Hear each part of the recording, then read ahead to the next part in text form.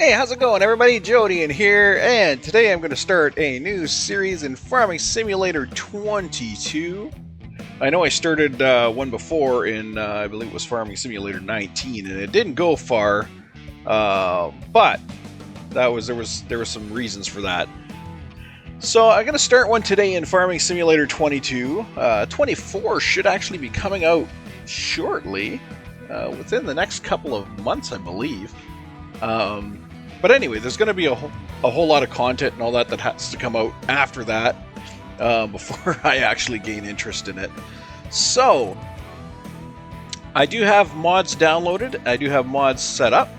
I have not created a new world yet, so I'm going to do that. We're going to go in slot 2 here. Slot 1 is actually a game that I started playing and I continued to play. And I just wanted to make sure that I had all the mods settled, all the mods I might need, like all the vehicles and equipment I might need before I decided, hey, I'm gonna do a series. So that's what this game save is for. I'm gonna keep it just for the fun of it. But we're gonna create an empty one right here, and we're gonna go with a medium farm manager.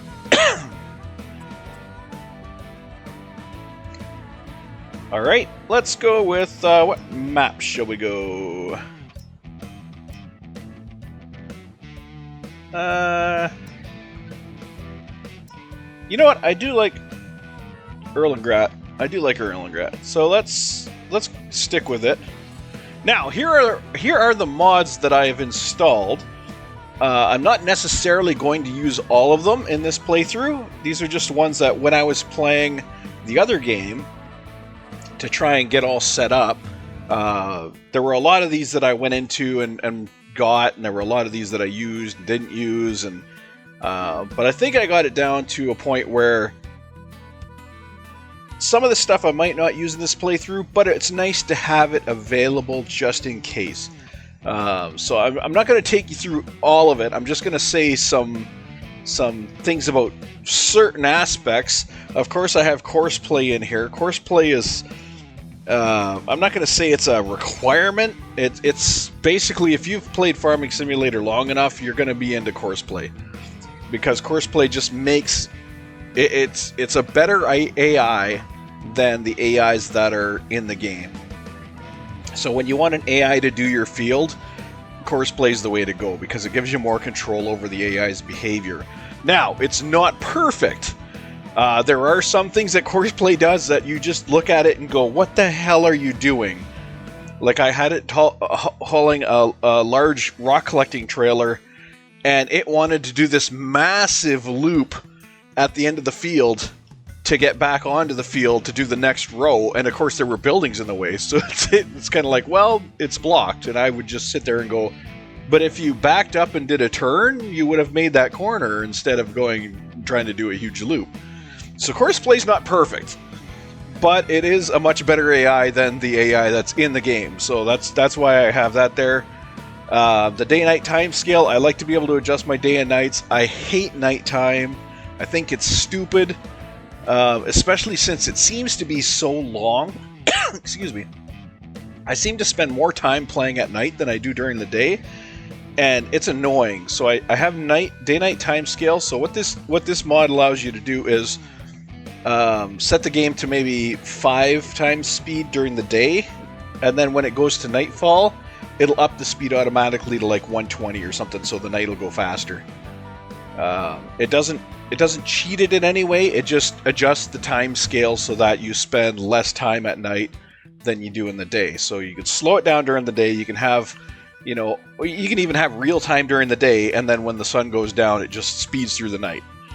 And I think that's a huge benefit to the game, just because it keeps you out of nighttime. There's no real point to nighttime.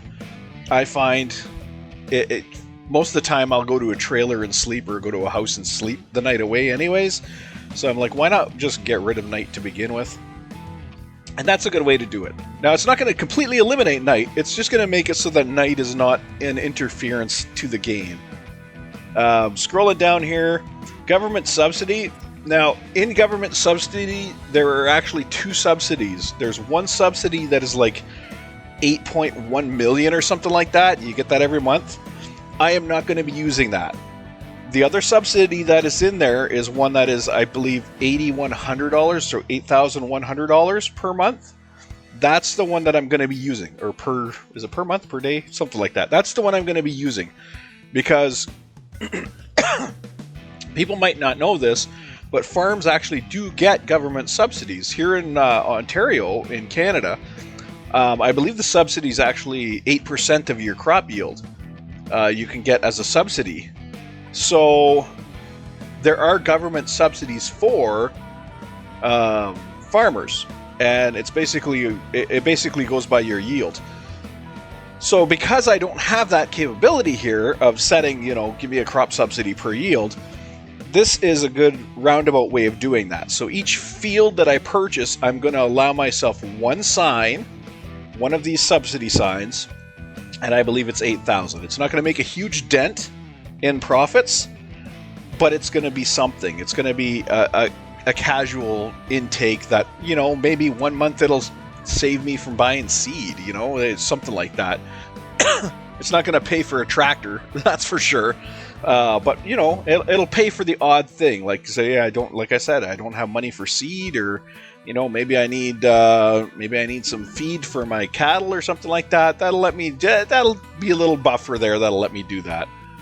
I have some other stuff in here like the sawmill, which will let me sell, the firewood processing plant, which will let me sell. These are little things that are just for selling points, basically. I've got combo trucks. I got a truck that'll do, it's got different beds that can attach to it. A feed bin. I've got some other bins so that I can have, seed and stuff like these guys here. These placeable tanks. Now these do cost to fill them. So it's not like I'm getting free seed or anything. They do cost to fill them. But then I can use them right at the farm. We have electric generators, so I can, place something in the field to gain, again, more passive income. These do cost, and they do, I'm not going to say it's a huge return. It's definitely not a huge return. It's a very small return, but it's worth it. I got some balers that have windrowers built onto them. These are now a thing. You can actually get these in real life. So we've added them to the game. I got a skid steer. I've got, this is a drive-over conveyor, which I find to be useful, especially when you're doing, like, crushing stone to make it lime. A bigger stone picker, so, I don't have to empty it every 5 minutes when I do a field. Washing area. See, none of these things are actually, you can buy a mixed ration pack. This is a wide span vehicle, which I have, you know what, I might take that out because I have purchased it in the other one, but I've never actually used it in the other one. So I might take that out. Although, you know what, I'll just leave it in. A workshop bench, because, when you're on a farm, your workshop can be wherever the hell you want it to be. You could just put a tool chest somewhere. So I decided that I'm not going to limit myself to a workshop building. If I want to put a workbench in, in a garage or whatever, that's what I'm going to do. So I decided to add that. And then along with that, I have another mod here, which is, if I can find it quickly, this one here, Move Placeables. This actually allows you to move any object to wherever you want it. So even if something says you can't place it there when you're placing it, you can place it somewhere else and then use this to move it there. So if you want to have, for example, a shed and have this workbench in your shed, plus maybe you want to have an EV charger in that same shed, you could do that. You could just place them outside the shed and then move them inside the shed with the movable object thing. So you can more customize your farm to make it not so much BS. And then, of course, nation flags. Oh, and the no need to roll, because fuck rolling. I hate rolling fields. It's bad enough that you gotta collect the stones. We don't need to roll. Alright, so that's about it. Nothing really much more to get in here. Oh, the tree growth manager, because tree growth in this game sucks. So with the tree growth manager, I can actually adjust how long it takes for trees to grow. bring it down more to a game aspect, less of a simulator aspect. Because, in all honesty, if you plant trees today, you're not going to pick them for, it's going to be years before you can actually harvest a tree. Let's just say that right now. That's a long-term investment. And in a video game, we're not looking for that. We're looking to actually have some fun. So the Tree Growth Manager allows that. You can actually bring the growth rate of trees way down. So when you plant a tree, it'll be ready to harvest in like maybe 2-3 hours of game time. Actually, it'll probably be more than that. And I do want to apologize. I am fighting a cold right now. I got my good old friend, a bottle of Buckley's here beside me. So, yeah, I do apologize in advance if I have any coughing or sniffling or anything like that. And of course, the wood crane. Everybody's got to have a wood crane, especially if you do farming or if you do forestry. Got to have a wood crane. That's just the easiest way to load up your vehicles, load up your trailers with the wood crane. Okay, so that is the mod selection I have. This is for chewing up trees. This is a display for a digital display for silos, so you can actually see what's in your silos. And yeah, that's pretty much it. There's not really much more to it. I'm probably not going to use that, but I'm going to leave it in anyways. It's a delimber. I thought it would be good. It's not good at all. You have to basically drag the tree through it, and it gets rid of all the branches off the tree. But yeah, I couldn't get it to work with any trees that were not trees that could be delimbed by just a tree gatherer. So that's what I got it for. I wanted it for, like, maple trees and stuff like that had weird shapes to them that wouldn't go through the tree limber. I tried it on this. I just did not work. So I was like, all right, we're done. But yeah, I'll leave it in anyways. Whatever. So we're good. Let's get started. Erlengrat.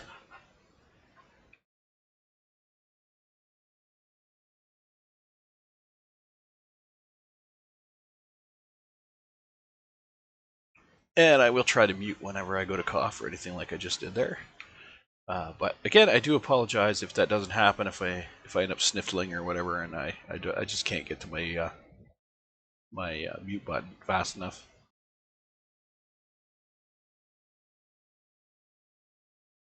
Colds really suck. And I know who gave it to me. One of my coworkers at work gave it to me. He came in sniffling, sneezing, coughing all over the place, and I was like, oh, here we go. Once you know it, like 2 days later, I had it. I was like, you shit. That's why I say, I don't care what your business is. Stay home if you're sick. If you're sick, stay home. You're not proving anything. You're not proving you're a man by coming into work. Stay home. You're going to make the rest of your teammates sick, and they are not going to forgive you for that, because now I have missed a day of work. Not today. I missed a day earlier this week because I was feeling horrible. I didn't actually have any medication. I was trying everything. I had some antihistamines, tried that. I tried warm cloths. I tried everything. It was miserable, absolutely miserable. And you know what? If that guy would have stayed home, I would have been fine. I wouldn't have gotten sick. But he had to come into work. He had to prove his manliness. Oh, I'm a man. I'm here working. I'm sick and I'm working. Yeah, now you made everybody else sick, you jackass. Just, if you're sick, stay home. Stay home.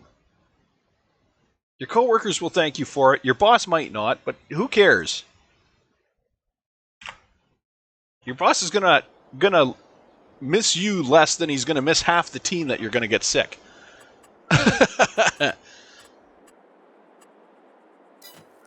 Excuse me. Alright, so here we are. We are in the beautiful Erlengrat map. And there's a lot of places here you can't go. I already tried. Like, there's this, I don't know what this is up on the hill, this fortress or whatever. I'm guessing it might be a dev thing. The dev's like, this is my mansion. but you can't get to it because there's like an invisible wall that right at the bottom of the hill.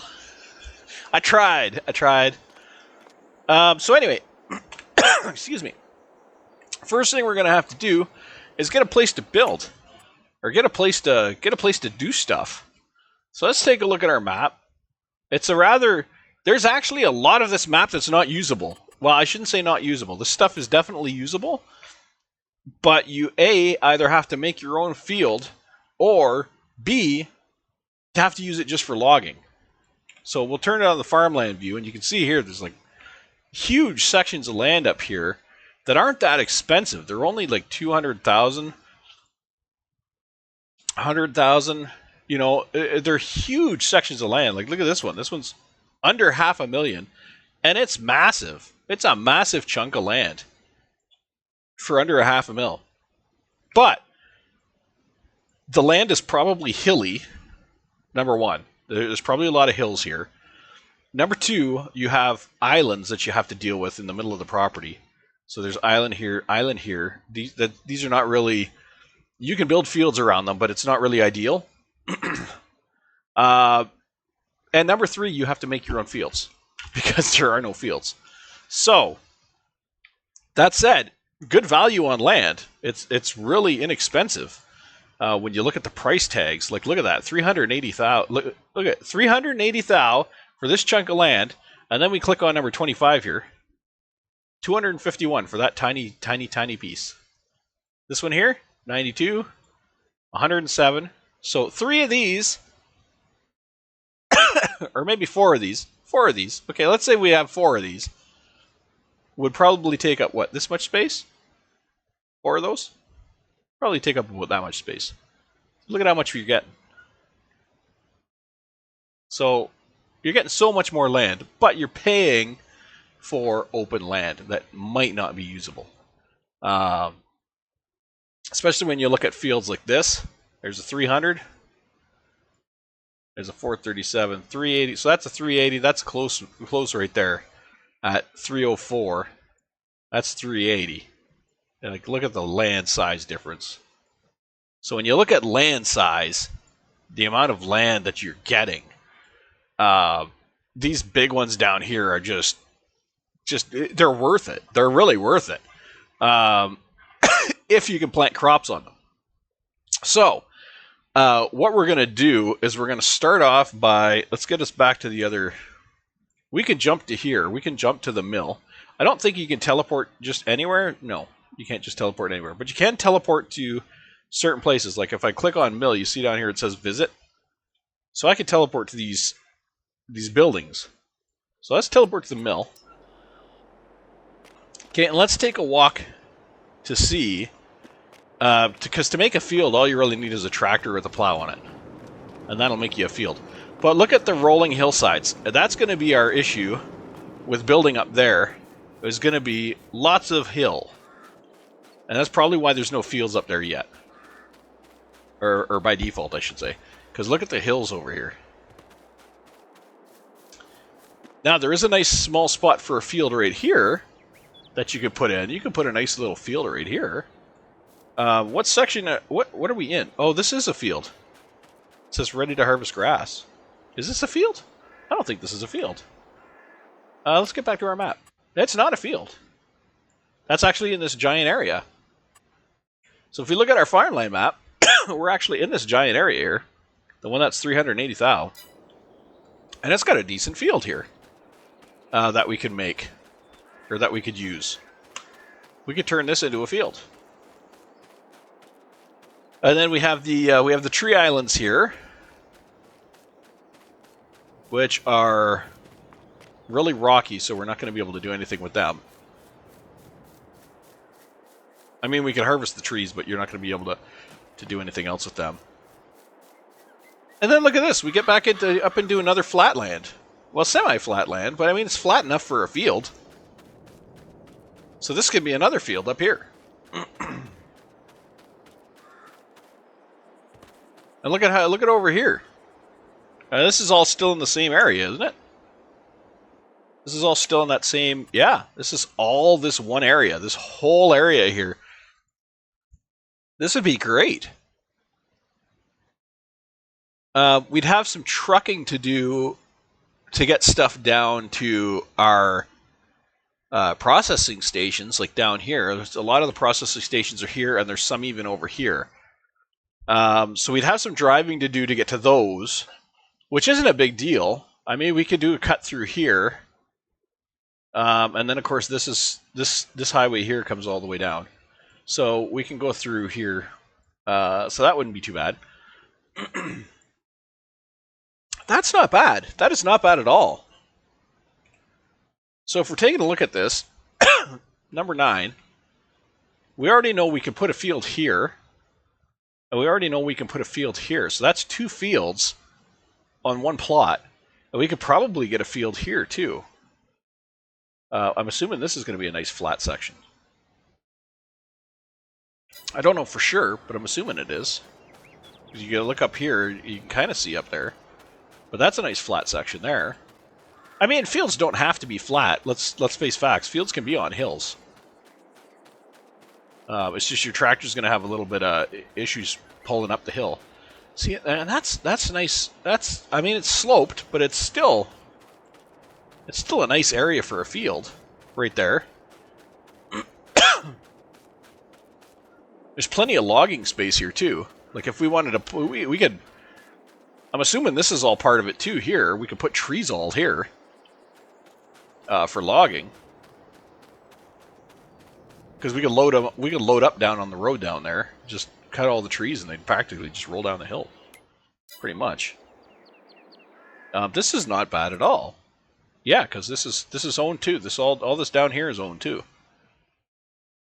I'm liking this. You know what? I've never taken a plot of land like this and converted it into farming. I'll normally like buy one of these fields and just, dink around with the field. But I'm actually liking this idea. I might actually grab it. I might grab this. It's expensive, but I might grab it. We're not going to have a crop right away, so that's going to kind of suck.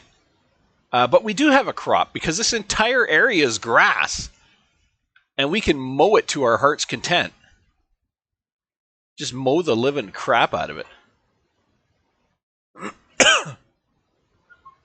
Gather that up in a forage wagon. We can even turn it into. We can even compact it and turn it into mulch. That would probably sell up here at the cattle field, or the cattle barn. Oh, before I get too far into it here, I gotta find these settings. 1 second. Camera.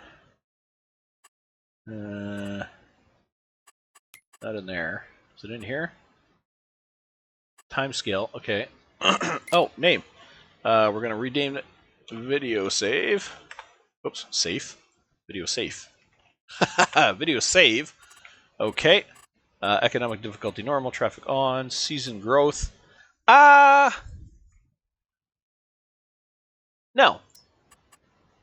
No. I want to be able to grow any time of the year. Days per month. Let's go 5 days per month.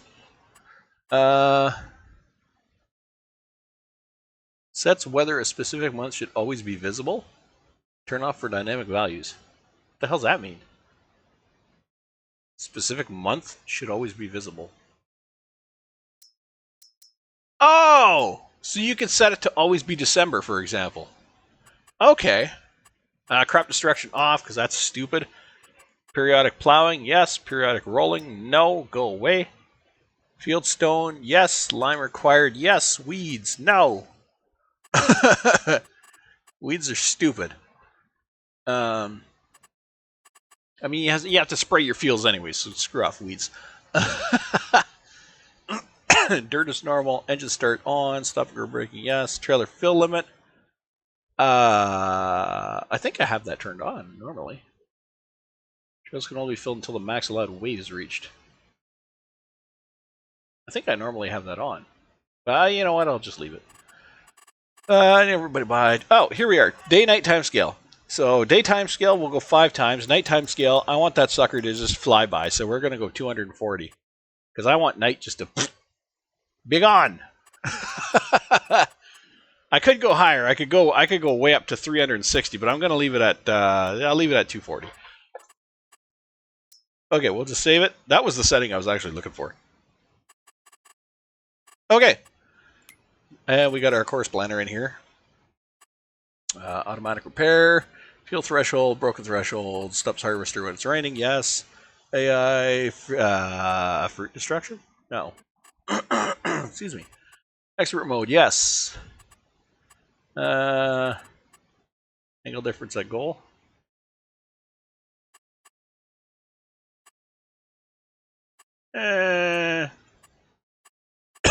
Excuse me. We're going to go 30. Delta angle relax factor. Decrease pathfinder accuracy with unsuccessful iterations. Bigger values are faster. I don't even know what that means. Okay. Prefer custom fields? There's also a regular field that's selected. Oh, well. Okay. Whatever. We're good. All right. So we're gonna buy this land and we're gonna go from here. I've come to that decision. We're gonna buy this land and we're gonna go from here. Because I have never done that, and this is gonna be the perfect opportunity to. So let's buy section 9 here. Bye. Hell yes. We are now a lot less. We have a lot less money now. So we're going to need a tractor. And we aren't going to be able to do it with a dinky tractor. We're going to need probably a medium tractor if we want to actually get anything done here.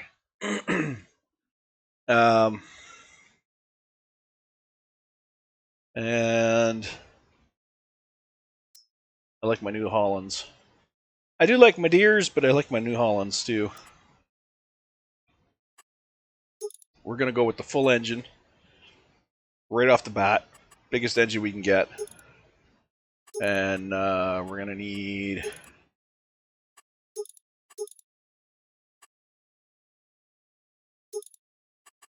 I don't really know that the wide tires make any difference, really.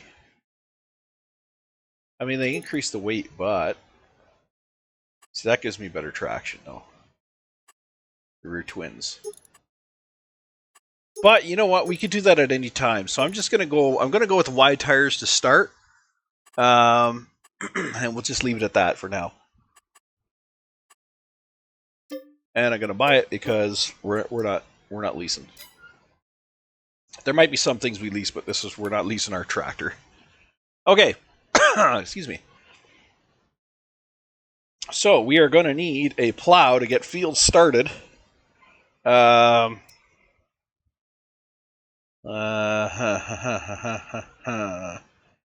don't want to go too nuts.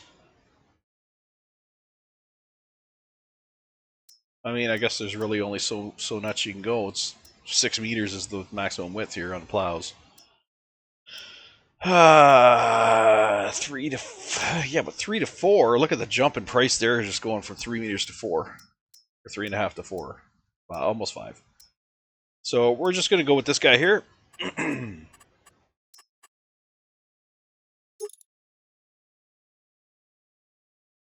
Well, that's interesting. What's that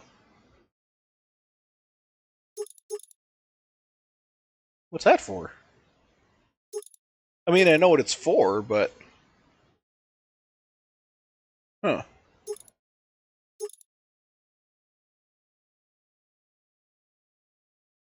Interesting. I'm not going to worry about that because we're going to do our own cultivating.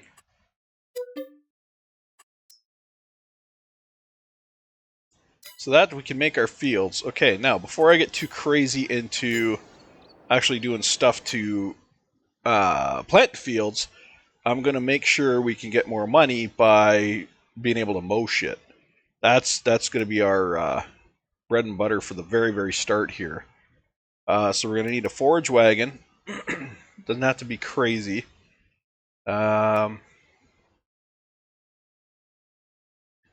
our craziest forage wagon right now, I think, is that guy. Well, these guys are stupid big, but we're gonna go with the regular trailer for now. So this guy is, what does he do? He does 50. This one does 49. This one does 46. 44. Whoops. Didn't want to do that.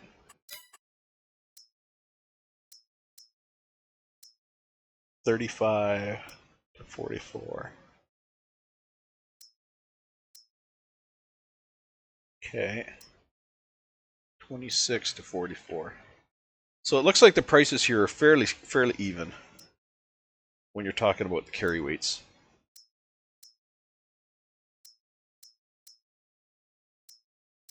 Although our engines are quite a bit different. This is where we get up to the 221. 184 is 162. So let's see. Let's go with this guy. Excuse me, Jesus. Okay. We're gonna leave silage additives tank. Oh, okay. No. We're just gonna collect grass and bring it somewhere. So. All right, let's buy that guy. Excuse me. And then we'll go back and we'll get our simple mower. Mowers.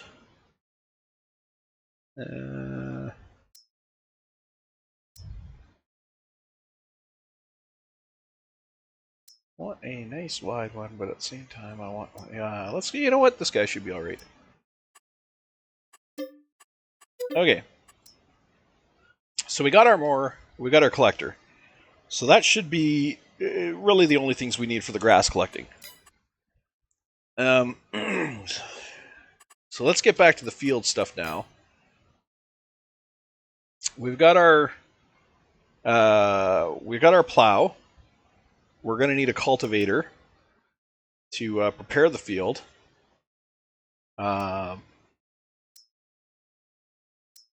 Really? Those are both 5 meters. These are both 5 meters. Look at the price difference. That's crazy. We'll grab this guy.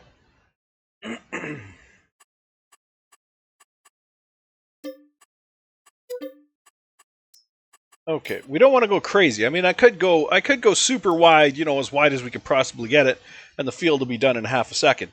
But but we're trying to be smart with our money.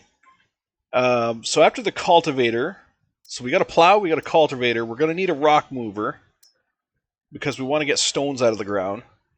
And again, these are the big ass stone trailers, and just from the price, they're worth it. But I really don't think I have a tractor that can support these guys at the moment. I don't think my tractor can haul these. So I'm gonna stick with the small guy for now, and then we'll upgrade him later. These don't really say engine type, but it's the weight that's the problem. So we're gonna go with this guy, just the regular pickup, stone picker. We'll grab him. Okay. Then we're gonna need a seeder or a planter, depending on what we want to do. Seeders will plant the wheat and barley and all that, and I believe the planters do the more. Yeah, they do the corn, the beets. So let's go with a seeder, because we'll deal with wheat and stuff first, I think. Okay. We're probably good just starting with this, the Amazon one. Start with you. Okay. Now we have a seeder. We're going to need a sprayer, because we want to be able to fertilize our guys. 65 is the biggest one. That's really not bad. That's a 33 meter. Then again, all of these guys are 33 meter. 27 to 33, 27 33, 27 33. They're all the same. Except the price. But the price is really how much they can carry. You can see the tank size changing. Then this guy's down to 24. Do we really need a 33-meter sprayer? No, I don't. I don't. I really don't. And I don't need a second tank. I don't. You know, I got course play. I'm going to be running these guys automated, so it's really not going to be a point to having... If it was just me running it, I'd say yeah. But it's not me running it. So, wait, did I actually buy that? Yes, I did. Okay. Okay, now that we got our sprayer, we're going to need a harvester. So now we're getting into combines. This is where our money is going to go fast. This is going to be the ridiculous crap. We don't need one right away. That could wait. That could wait. But then I might get to a point where it's like I spent all my money and I don't have the machine. And that would suck. This guy I'll do an even 10,000. 93. This guy's got a bigger gas tank and he's also got a bigger engine. For 20 thou, I think that's a worth it.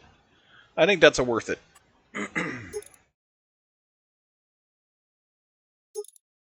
Let's go regular tires. Okay, so we're going to buy him. Now here's the trick. A lot of people that play this game don't realize this. Here's the trick. I just bought this John Deere. So now what I can do is I can go down here to combinations and click that button, and it automatically shows me what headers are for that vehicle. Unfortunately, it doesn't show me all the headers, because there are more headers I can put on that vehicle, but these are the ones that are specifically designed for that vehicle. So I want the header that can basically get me everything except the corn and the sunflowers, of course. So I want this header, because this is going to give me my most options right off the start. So I'll worry about corn and sunflowers, later on, once I have the ability to start being frugal with my money. So there, that should be everything we need, except a regular trailer. We're going to need a regular trailer to actually offload this guy. So we'll grab ourselves just a regular old trailer. Kind of a medium-sized one. I don't like these ones with the dollies on the front because they're stupid. They're a pain in the ass to park. So let's just get ourselves... What do we got? 232? So let's get something that's under 32. Because I want to stick around with 2,000. This guy's expandable. What's the extension cost? $4,000. No. But I can add that later, so that'll be fine. What's the difference? Oh. Wider tread? Whatever. Okay, so 32, that'll leave us with around 200,000. Okay, and I think that's a good place to be. So let's press the tab button. We'll get to our mess here. We got a lot of shit to drag back to the farm. Look at all the stuff we got to drag back to the farm. Oh, this is going to be fun. Okay, speaking of the farm, we should probably pick a spot for the actual farm to be, because I do prefer a centralized location where all the materials are stored. Basically a nice big flat area that's we can actually put in a flat area. Okay, so we're gonna go this way. Actually, in my demo, or the one that my practice one, I actually have the farm here. I took out a big chunk of this field, put the farm here, and then I own that field. I own the rest of that field. I own these two fields here, and actually I combined these two fields to make one. I took out this little middle road here, and I combined these two fields, and I have my trees planted on that hill there.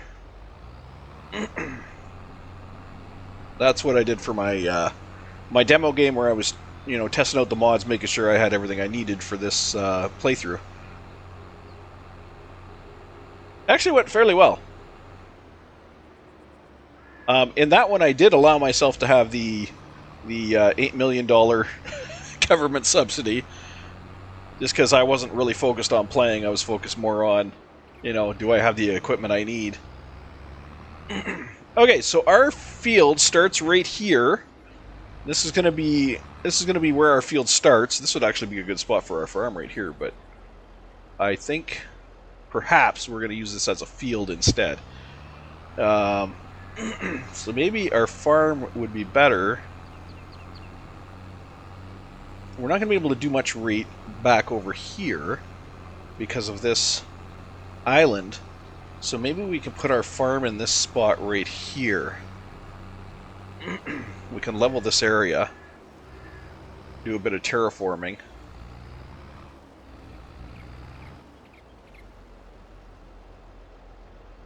Oh, sorry, I had to sneeze there. We can do some terraforming, level off this hill here, and we can put our farm here. I think that'd be good. But for right now, we're just going to kind of leave our shit hanging on the hill. We're just going to park our crap on the hill for now. Because, I mean, look at the cliff here we got going down to this field down there. So I don't feel bad putting another cliff over there to level this upper area off. And then we'll have this little road here, kind of as our entrance road. Or that, well, not our entrance road, but this will be the road that we can come up to get to our farm. Which isn't really that bad, because it's a nice straight shot back into town. Just down here and then turn that way, and if we would need to go to the other sellers, they're over there.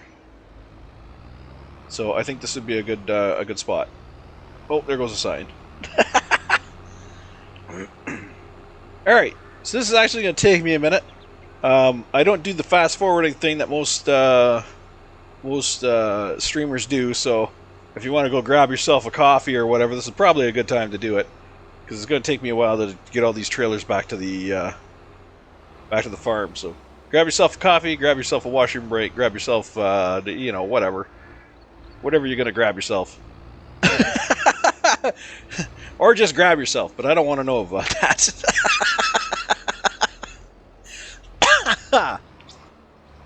Alright, let's go. It almost would have been better if I bought a big flatbed trailer. Could have towed all this back. I'm just going to rent a big flatbed trailer for, a couple minutes just to haul all this shit back to the... Actually, you know what? That's not a bad idea. Why is this like this? It didn't start folded. That's better. What happens if I lower it? Oh, okay. I was going to say, it better not let me do that. We don't like roundabouts. Whoa, roundabouts don't like us either. Jesus. We don't like roundabouts. We're going to use them the wrong way.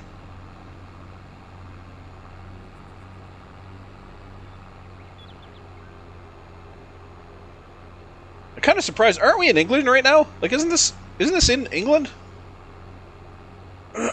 Or maybe not. No, it's not. This isn't in England. I was going to say, why are we driving on the right side of the road? Excuse me.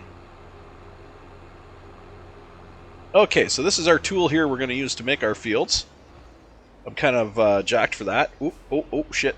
Sorry about that. I'm kind of jacked about making my own fields. That's going to be awesome. Oh. Really? I can't park the thing without it being unfolded. Oh, this is going to be going... Oh, just wonderful. Alright. We'll drop it right there. Good enough.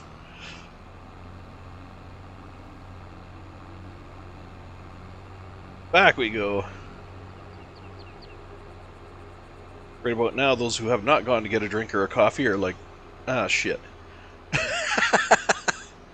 still have time. Go do it. You still have time. This is going to be another, I don't know, this is going to be another 5 trips at least. Unless I break down and get a flatbed, which I might actually do. Just rent it. Rent it for an hour.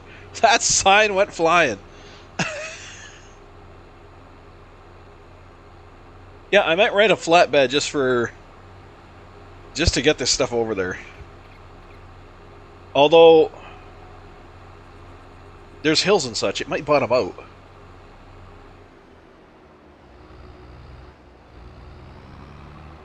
Ah, hell, we'll see what happens. I got that trailer, and then I have 1, 2, 3, 4. Yeah, those 4 things I can put on a flatbed. You know what? Let's just rent a flatbed for shits and giggles here. Low loader. Crap. We gotta rent a dolly too, because these guys are ball hitch. Crap ton. Okay, well, shit. What else we got? Header trailers, dollies. I don't think we have anything under. What's under miscellaneous? Do we got any deck? Oh, we do have deck trailers under miscellaneous. Okay, what do we got in here? What do we got here? Nothing there. So we have this guy here. Excuse me. Oh, this is the forklift trailer. This is the trailer you can put a forklift on the back. Okay. Wait, there's another trailer that's a flat deck that I don't see it here. Where is it? Is it just under trailers? Maybe it's just under trailers. Where's my other flat deck? It's a mod. There it is. Anything else? Oh, there's this one too. That's a hook. Oh, that's a hook trailer. But there's this guy. He's also a hitch trailer. Okay. But he's got the add rear hitch, no wheel, flat deck standard. See, this guy could be craft auto load bales. You could have a tipper body. You can have log forks. Oh god, different styles of log forks. Liquid tank. You could have a slurry spreader on the back. Tipper, unrealistic tippers. Bunch of unrealistic tippers. Bunch of unrealistic liquid tanks. I think they're unrealistic because of how much they can carry. Yeah, look at that. Look at how much that sucker carries. I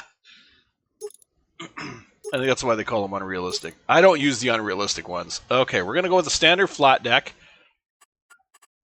and we're gonna lease it. Actually, it's only 50. You know what? No, no, we're not buying it. We're not buying it. We're not buying it. We're not buying it. We're just gonna lease it. We're gonna lease it. Okay. And then we need to go back, and we need a dolly for it.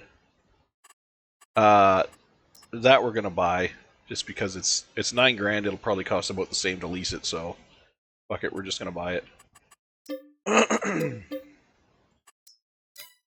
And I will end up using it anyways. I end up using dollies. Okay, so we have our trailer, we got our dollies, let's get them loaded up. Let's get shit loaded.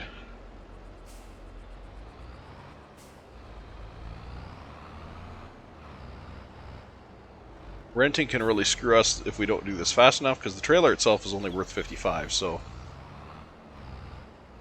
So far we spent $2 grand on it.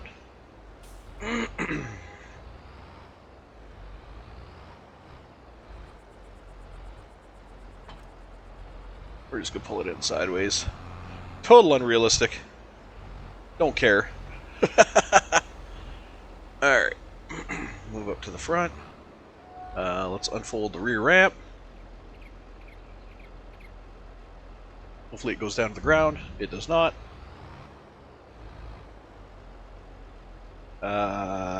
Sure, whatever. There's good. Alright, let's start loading this sucker up.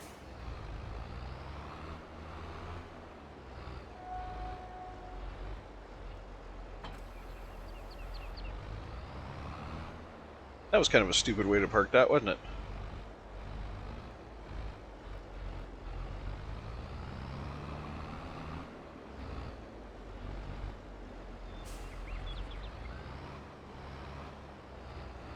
And up we go. Now this is a modded vehicle, so... Uh-oh. I don't know exactly how well it's going to work here. Hopefully it works well. Happens if I hit her a little harder. Is she gonna bounce if I hit her harder? Come on, bounce. Bounce, baby! Oh, almost. I almost had it up and over. Come on! I don't know if I need you up there, but if I can get you up there, I'm gonna put you up there. Urgh! No, she won't go. Dang it. Okay, well, we'll drop you right there then.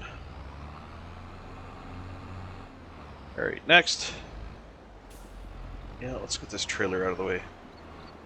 So I can go through here.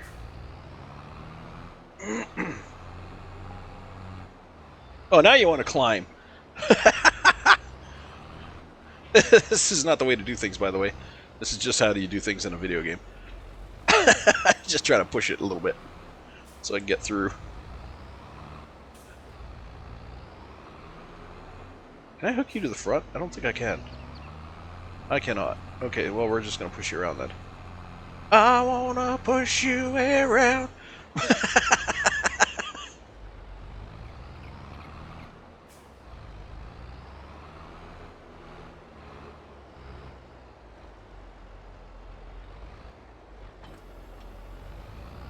Okay, this one's going to be interesting because I don't know if we can make this front ramp. We'll see. Might be too low to the ground. Come on, we got it. We got it. We got it. Okay. Straighten up. Nice, nice. Get her on this trailer. Get her as close as we can. Beauty!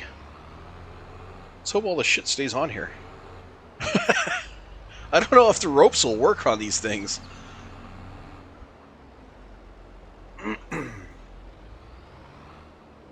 But we're going to try it anyway. Oh, here's going to be another one that I don't know if we're going to make it up that angle. Hope we will.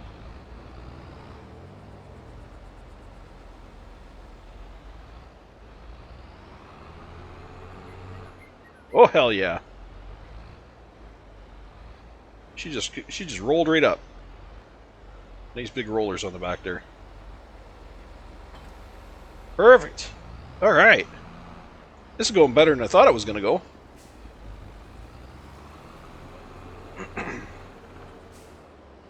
I don't like that overhang, but I mean, it's no different than if I was going down the road with it on the back of the tractor. I'm just going to have to watch my corners.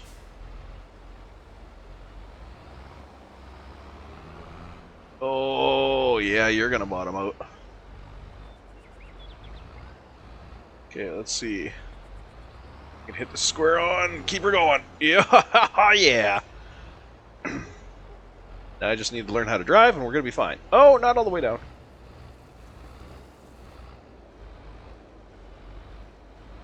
How far can I come back with those wigglies? Good enough. All right. I can almost park that trailer on there. I'm not going to. If I had that sprayer further ahead, I could probably park that trailer on there.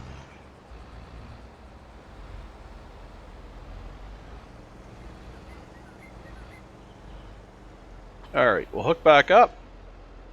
Yeah, that's what I thought. The tension belts won't hold shit. That's okay. We'll leave them turned on anyways. Maybe they'll fake hold on to stuff. I don't know.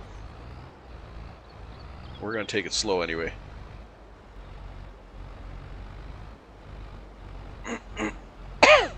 Don't you even think of turning. You bastard.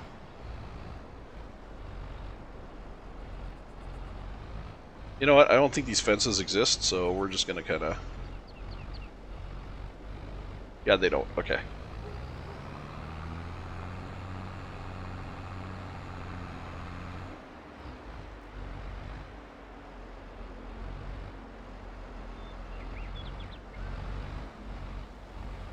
Oh, there goes a sign.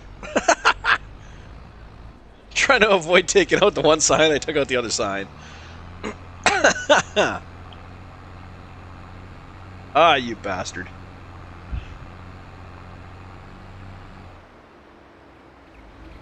Go wide, go wide, go wide. Ooh, hoo, hoo, hoo. That was close.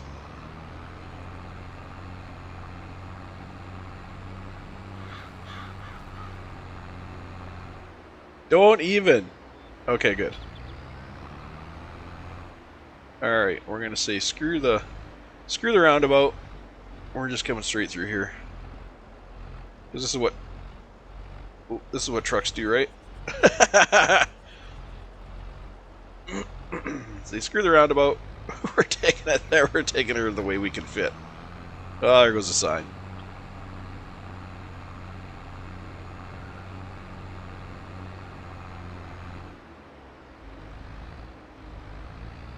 This is going to actually work out well.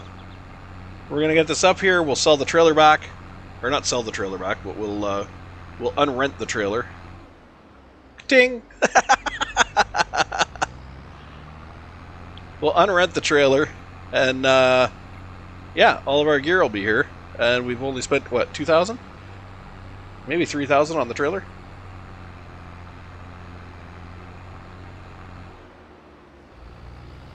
So good for us. That was actually a good purchase. Unfold the ramp, and we will unhook the trailer. I actually think it raises itself up a little more if you. Oh no, it doesn't. I thought it did. Oh well.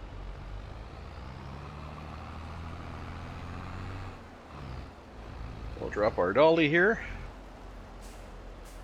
These will all eventually have a shed to go in because not that you actually have to do that, but I actually like to have, the appearance of like a shed or something that my stuff is parked in. Oh, oh, oh, oh, oh, oh. Oh! Are those actually holding? Whoa, wait a minute. Wait a minute! Are those straps actually holding? They might be. Oh, wait, I think I can undo them manually. Now that I think about it. Either those straps are actually holding, which I didn't think they were. Excuse me, Jesus. Either that or it's stuck, and I'm going to have a bitch of a time getting it unstuck.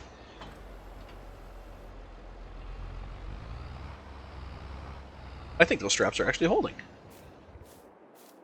Can I undo that one? Is there... Where's the next one? I'll do this one. Oops. There. I think there's one here somewhere. Can't see it. I think there's one here. Unfasten. Unfasten. Oh! They were actually holding it! Look at that! Awesome! That's great!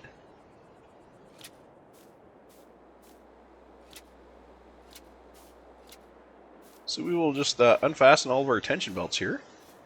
I think that's got them all. Okay, I didn't think the tension belts were actually holding these things. That is pretty awesome.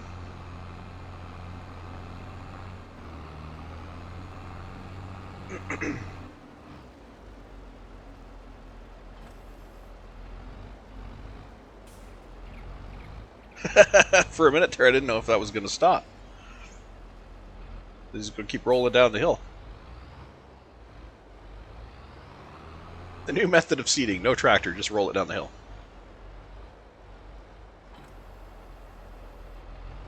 Alright.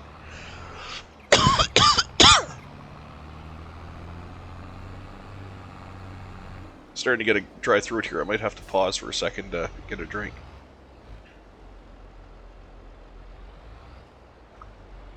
Ah, stupid colds.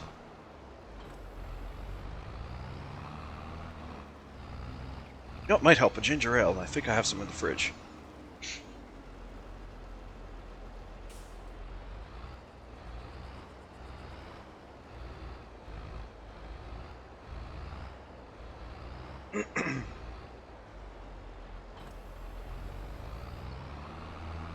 Huzzah! Kaboom!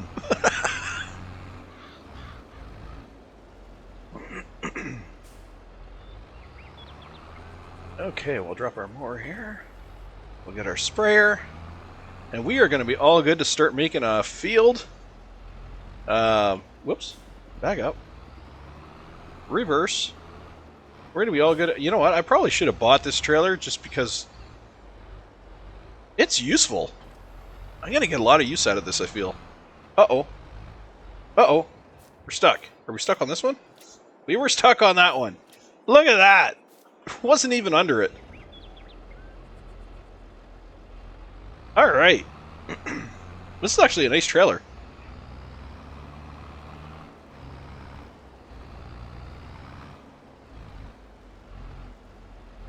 So kudos to the mod developers for that. I'm rather impressed how well that trailer worked. But for now, we are done with it, so let's see if I can figure out how to sell it back. It's not this button.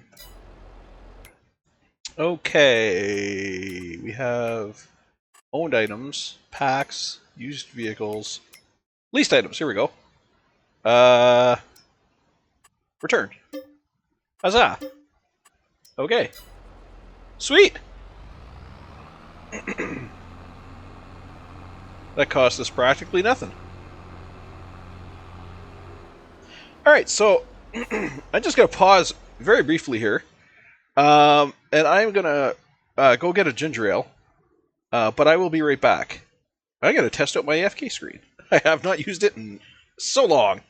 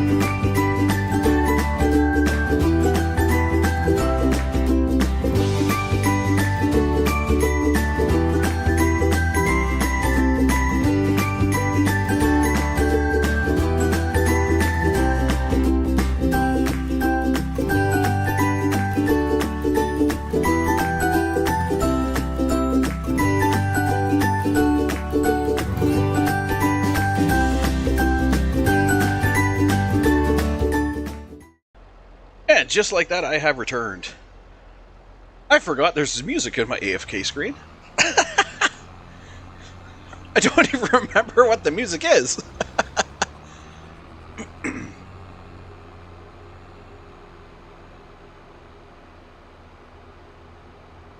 All I do know is that it should be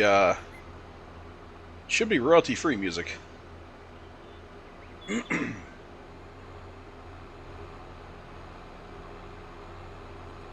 I've paid for all the stuff I use.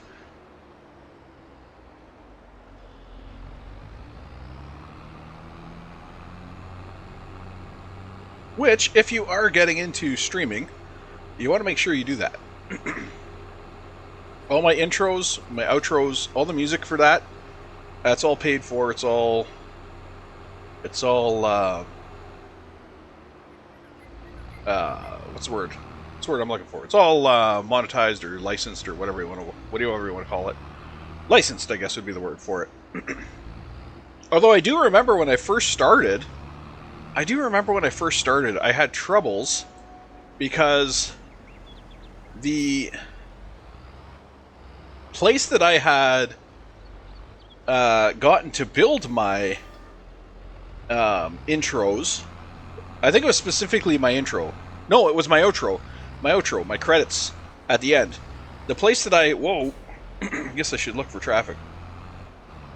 The place that I had gotten that from, or gotten my my credits screen or credits video built for, the place that actually built that for me, had had it registered with YouTube as copywritten content.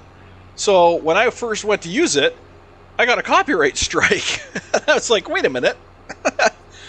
It's like these people specifically said that if I use their service, I would be able to use their music and the video and everything on my videos. So I was like, okay, wait a minute. So I went back and I contacted them. Apparently this was the thing with them. That they wanted to copy protect their music, but at the same time they wanted people who paid for the service to be able to use it. So I was kind of like, well, you can't have it both ways, because YouTube's just gonna copyright strike every video I put it on, and I paid you guys for this outro. They call it an outro. It's at the end of the video, so it's an outro instead of an intro. So I said, I paid you guys for this outro. You said I could use it on YouTube. That's what it was for. But YouTube's hit me with copyright strikes. So there's a whole shebang there. And finally they got it fixed up, and I don't get copyright strikes anymore. And they removed all the copyright strikes that I had. So I was like, oh my god. So yeah, when you're starting out, things can be a little rough when you start out at the start. But once you start getting things, once everybody starts working together, basically, and you get everything sorted out, that's when you start to have fun with it. So no more copyright strikes, and because I paid somebody, I made the outro myself. I just used their service to do it. But anyways, once you get all that stuff worked out and squared away, and everybody's happy, I'm not going down the road, I'm going across field. Once everybody's happy, then you get to start having fun. Because then it's just make the videos, have fun, play the games, and you don't have to worry anymore about people coming at you with copyright strikes, or you can't use this content, you can't use that content, blah, blah, blah, blah, blah. Which can be a real headache when you're first starting out. Especially since you had authorization to do so. But YouTube doesn't know that. YouTube doesn't know I had authorization to do it. They had to actually get the okay from the actual people who held the copyright.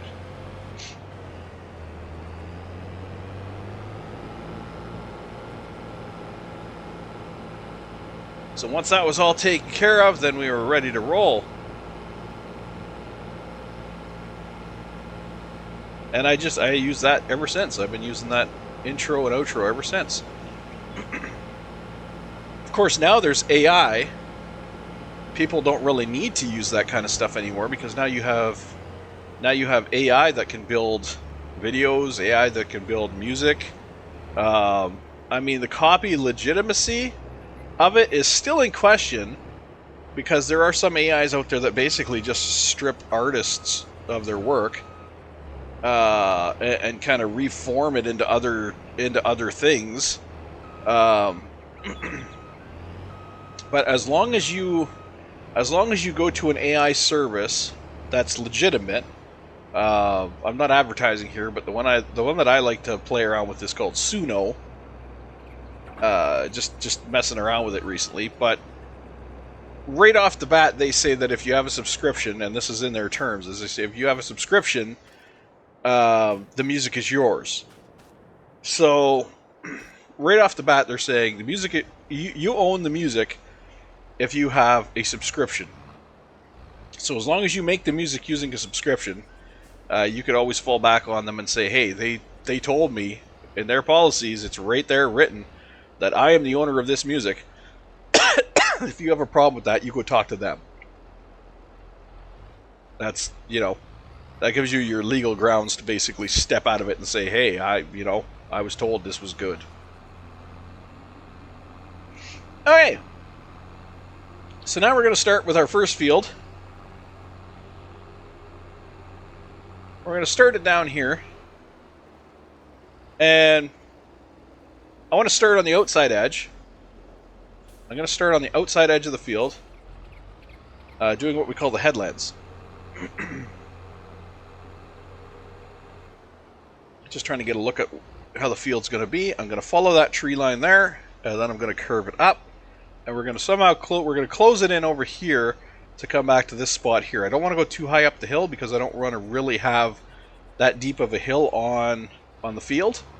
It'll make it difficult for the combine and all that. So we're going to try to keep the field as flat as possible. Excuse me. While at the same time, allow creating fields? Yes. Oh, allow creating fields. Yes. Okay, so I'm going to set my cruise control here. We're going to bring it down. I want it maybe about 10. Just so I can have control here. And then we're going to start it up. And we're going to make our field. It's not going to be the most perfect shaped field. Doesn't have to be.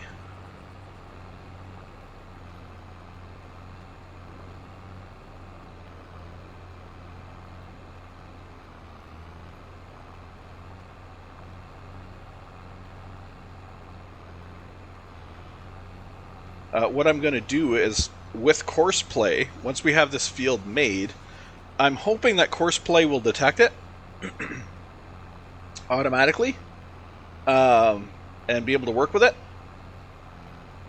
If not, I'll have to drive around the field and create it manually. Create the field manually, I should say. But I'm going to put in nice, gentle corners, nothing too sharp, because course play actually likes gentle corners, especially when you have it set to do headlands. It likes nice, gentle corners.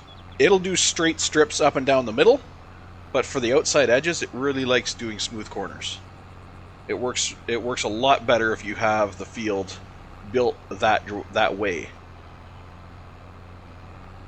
so it has nice, smooth corners. This is going to be a good size field.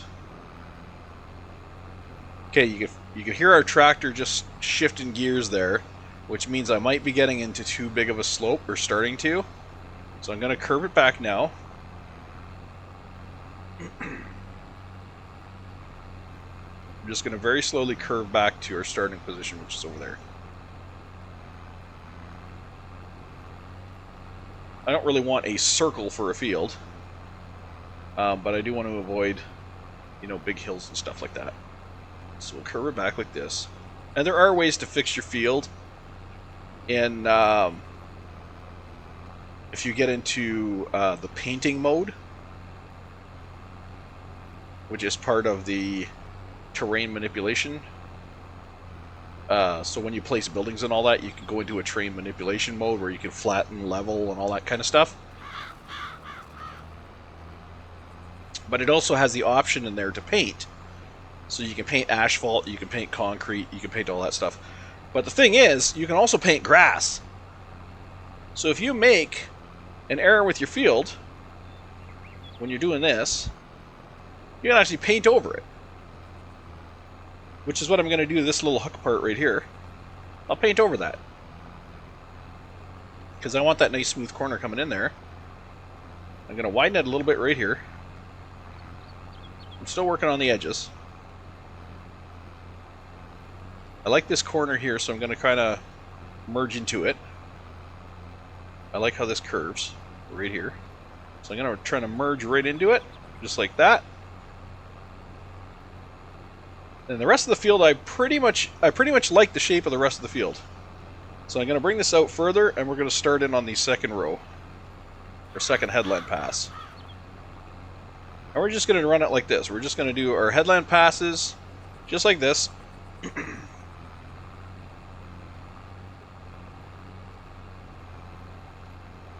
Then once we have our headland passes, we can work on basically filling in the inside.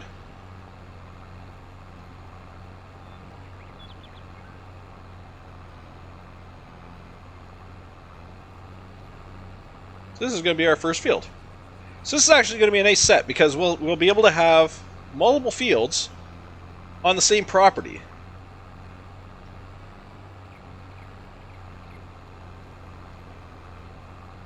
So we won't have to own 3 or 4 different properties to have 3 or 4 different fields.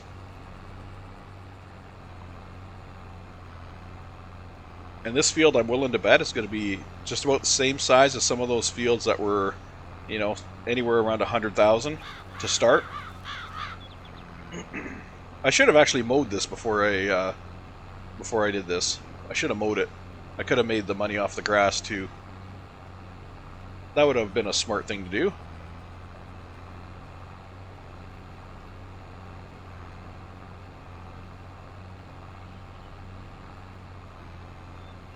I could have mowed out the shape, and then I could have used that as a reference when I was going around with the plow.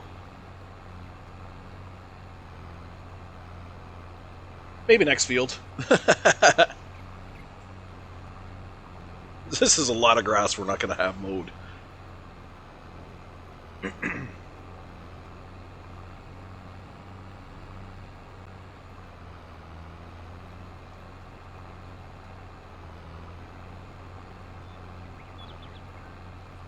Did I not? Oh, I didn't, because I got the cultivator too, yeah, okay. Uh-oh. Saw that happening. Here, let's get rid of that. That was a little bit too wide there.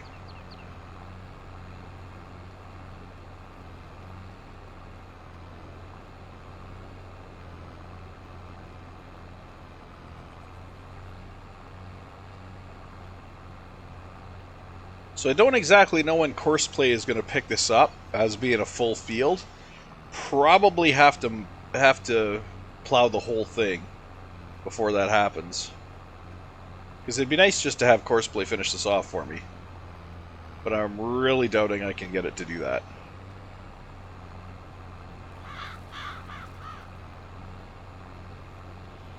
Without, of course, I might be able to if I planned it out and made a custom field, quote-unquote custom field. I might be able to get it to do it then. In fact, you know what? That's probably what the custom field feature's for. I'm an idiot. I could have had Courseplay doing this for me the whole time, probably.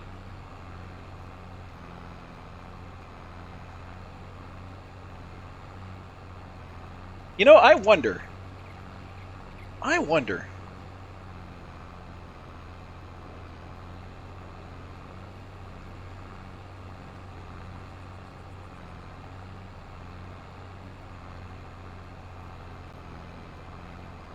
going to put this plow away for a second here, and we'll give that a shot just to see what happens. I'll run the edge of the field, and then I'll tell it to do the plow. Because if that works for this field, then it'll work for every other field that I intend to make. So I'm just going to wait until I'm back to start here. Because yeah, if that works for this field, then I can make every other field that same way. And that'll probably be more precise than me doing it by hand like this.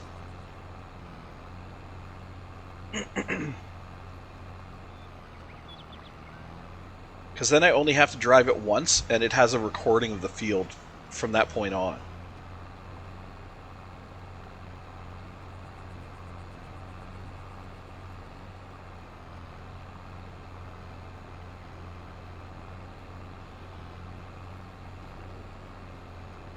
Alright, so we'll get back to start here.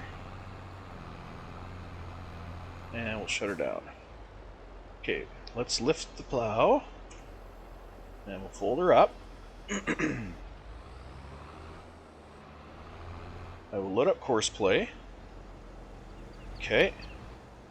And we will do a recording. Starting here. Alright. Let's just drive around the field. I'm going to try to keep my tires on the outside edge.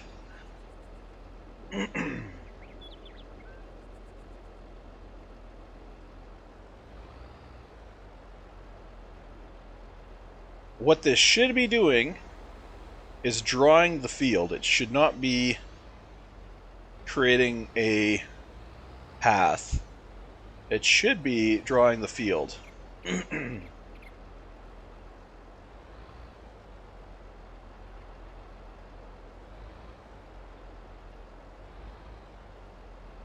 So I'm just going to keep my tire on the outside edge. I don't exactly know how it's going to plow it, whether it's going to plow it with this as the reference point, or whether it's going to plow it as, like, just plow it, you know?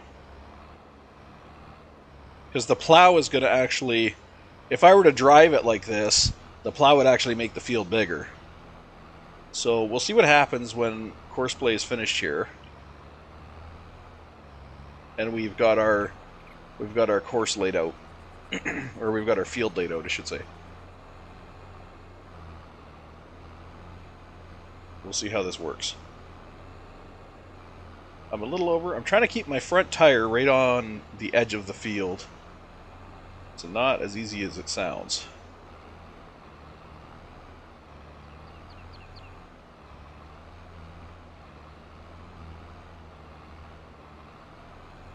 Oh, I like how smooth that corner is too. So the further the dots are from each other, the better course play is going to do at the field, I believe anyway. If you try to do a tight turn, the tighter your turn, the more closer those dots get, and I believe that's when shit starts to happen. See, there were some really tight dots there.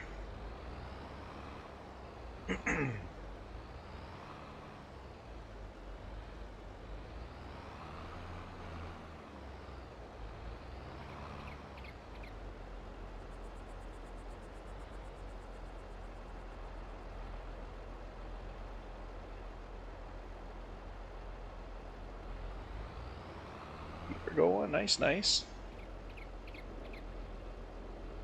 Nice smooth turn here as well. Nice smooth turn. Then we'll meet back up with our starting block. There we go. So there is our field. Yes. Okay. So now we have our field. We have our CP1 field. You can see it on the map here. It's actually about almost the same size as 22. So what happens now if we tell it that we want to... Actually, you know what? Let's zoom in a little. Yeah, save content.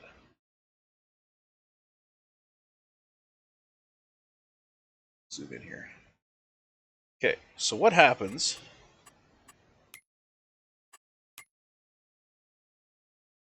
no, those are for the other fields. Oh, it's nice that it keeps my recordings from the other one. That's kind of cool. Okay, so CP1. We're in CP1.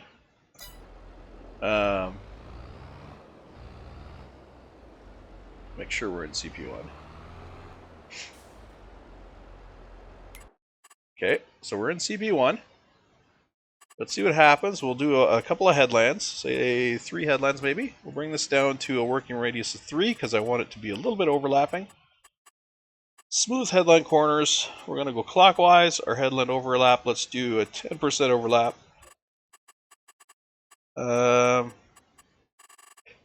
We don't have any islands, so we'll just leave it like that. No bypass because there are no islands in the field. And the field margin we're going to leave just like that. Let's see what happens if we generate a course here.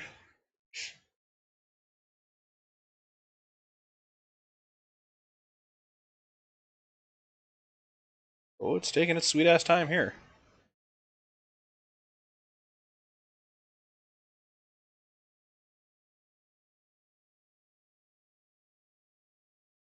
Hopefully it's not going to crash. I got the spinny wheel of death.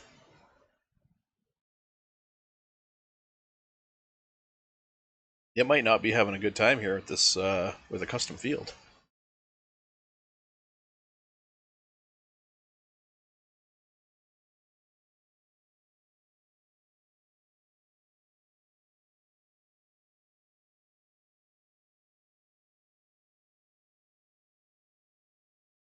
Is it gonna work?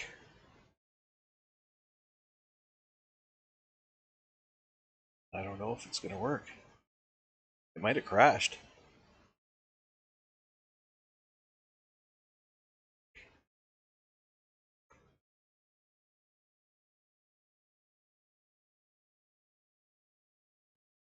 I still got the spinning wheel, but so far the game hasn't crashed.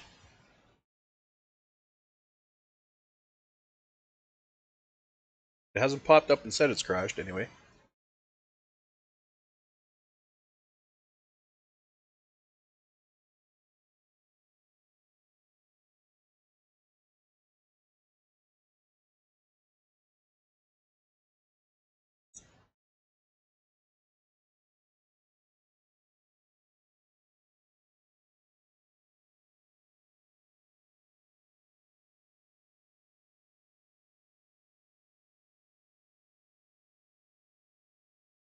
It may have crashed. Which is fine because I think it saved like just a minute ago.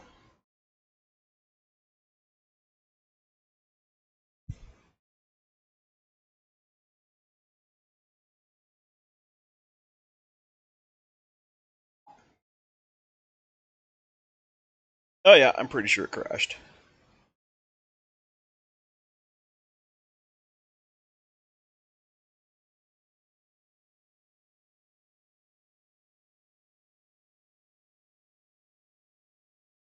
Alright, so since I think it crashed, what I'm going to do is I'm going to pause the recording here. I'm going to get back into the game and then resume the recording because I can do that. Alrighty.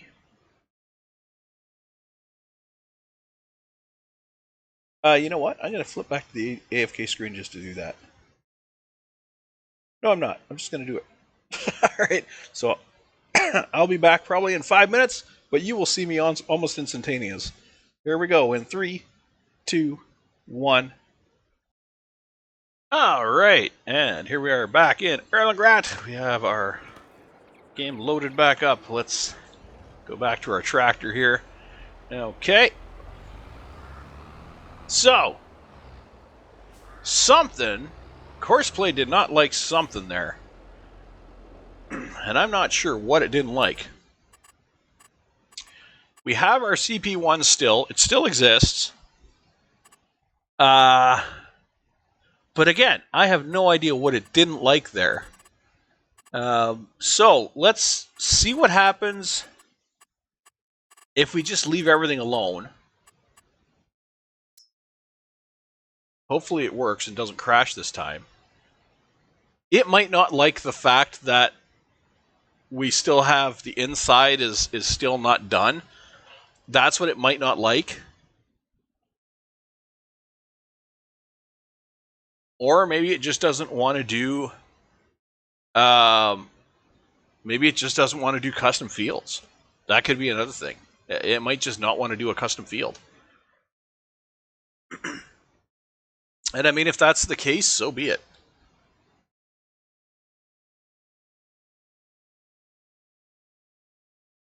But we'll give this one more shot just to see if it decides it's going to work.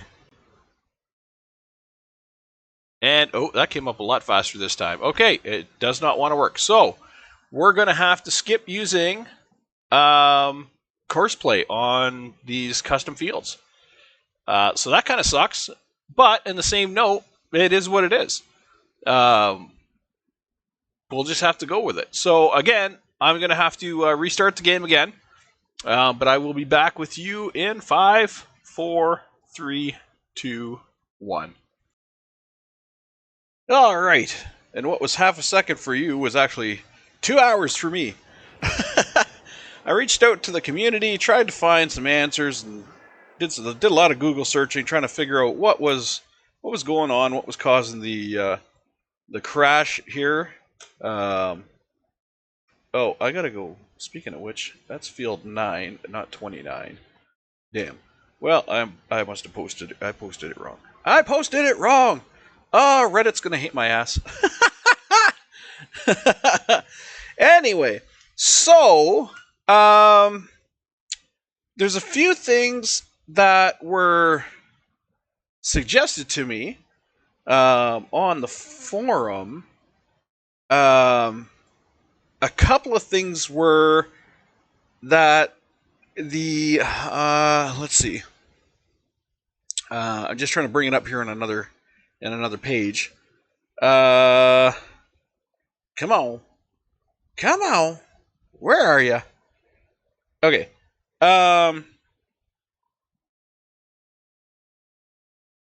Okay. So the one guy said either drive the outline uh, and record it, or draw the outline in the course play menu, and it should work fine. But don't plow it because it gets confused. Um,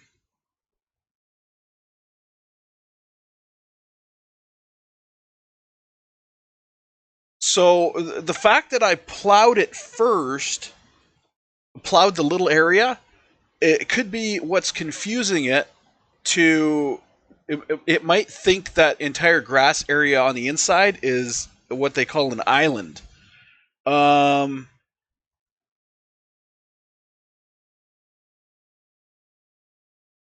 so I might have to plow this one myself. Um,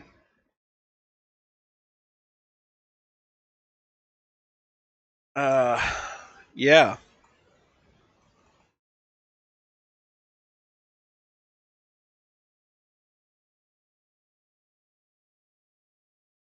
So yeah, that's where it's at. Um, sorry, I was replying to one of them because they suggested something. Um,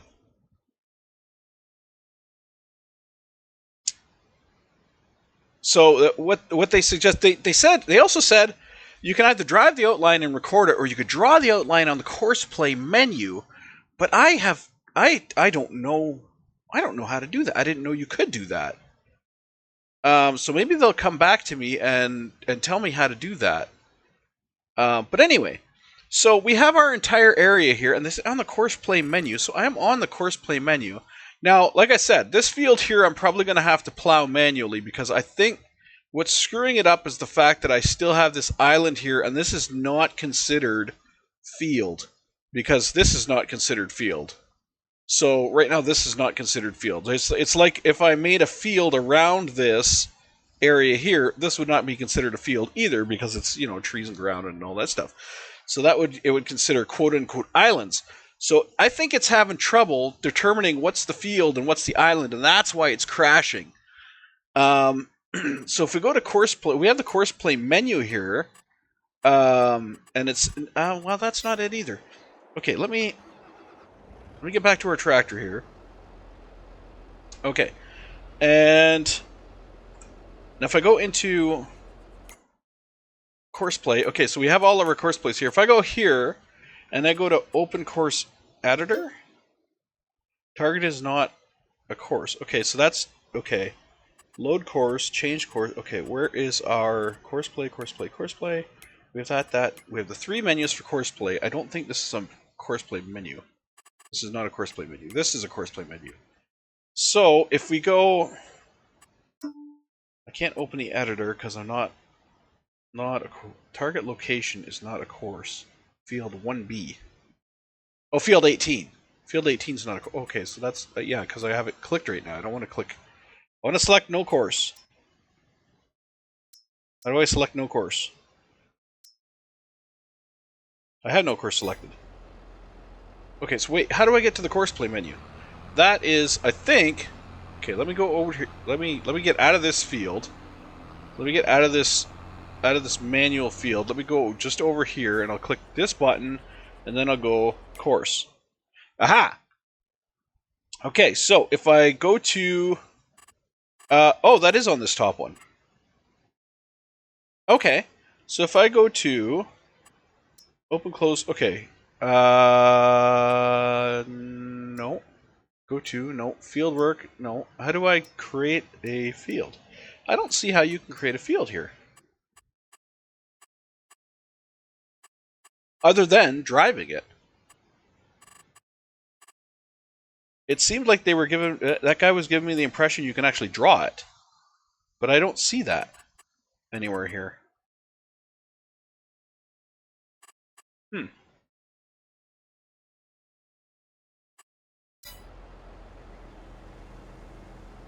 Anyway. So we'll finish plowing this field, and then we'll see what Courseplay has in store for us. And you know what? If I gotta plow this, I'm gonna plow this an efficient way. if I got to do it manually. So we're going to drop this here after we unfold it. We're going to drop this right here. I don't know why it has me unfold it when it always drops like that. Alright, we're going to go to the store. Actually, you know what? Let's just drive to the store. And hope to hell our tractor's going to be heavy enough to pull one of the big ones. What is this tractor? I forget. I forget what our RPM on this tractor is. I'll have to take a look in the store to see what our tractors are, or our tractor horsepower. So anyway, that was the suggestion. Having that little plowed area, that pre-plowed area, is going to be a problem. So they said to either drive it out in advance and then have it generate the field that way, or make the field and then have it do it that way. So either way, it should come up with the proper courseplay or course. But the crashes were because I was confusing it. I gave it a course or I gave it a field that didn't work, and it didn't know what to do with it. So that was the issue. Okay, so we're gonna need a plow. Let's go for the biggest plow we can get, which is this guy. It's 6 meters.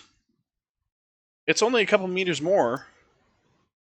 265 horsepower. I think our tractor's bigger than that. What's our tractor? Our tractor's 313, so we should be fine. So let's go back into plows. Let's get the biggest plow we can get.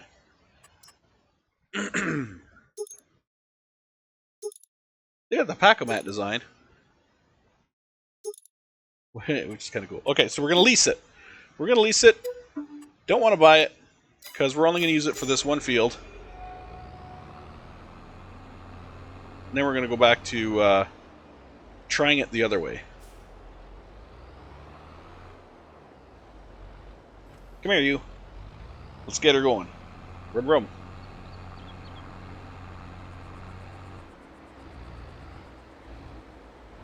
Joe, Bubba, gonna run you down. Got a big ass plow behind me, and I know how to use it.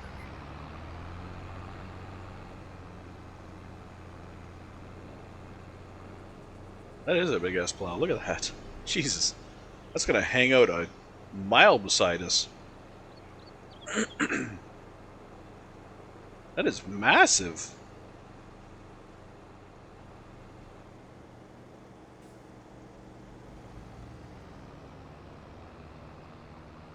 We ain't doing no roundabout with this thing. Alright, let's start unfolding it about now. Because it's going to take its sweet ass time to unfold, probably. Oh yeah, look at that puppy. That's amazing. For the length of that plow, that it only does that width. That's amazing. It should do a hell of a lot more than that. Actually, you know what? I'm going to go around the other way, because that way I can keep the front tire where I need it. Woo! You are not a cornering tool. It's got this little wheel up front here that's stopping me from turning. Makes it jackknife really easy. Alright. Here we go. Let's plop this sucker down. No, I didn't want X. I wanted to lower it. I wanted V. Plop this sucker down. Let's get to it. Yeah.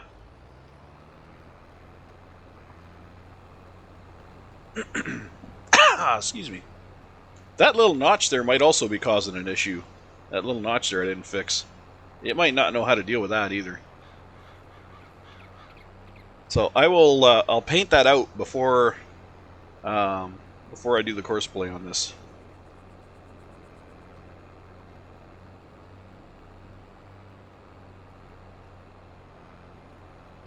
Woohoo! This sucker is heavy. Trying to pull it uphill isn't helping much either. This is when you need a large tractor.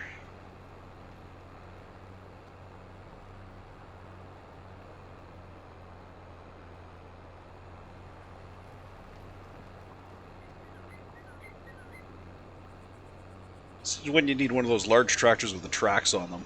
Or you know what? Weights on my rear tires would have done well too. I would have had a weighted rear axle. Because I can tell my back tire's spinning. Look at it. You can tell it's got a spin to it. I'm losing traction on the rear. So wheel weights would have been a bonus there.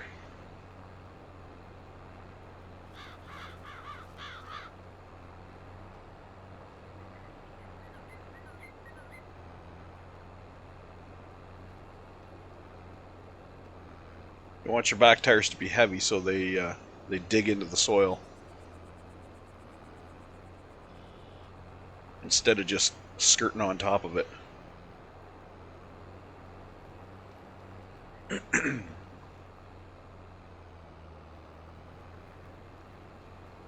is what you call a racetrack.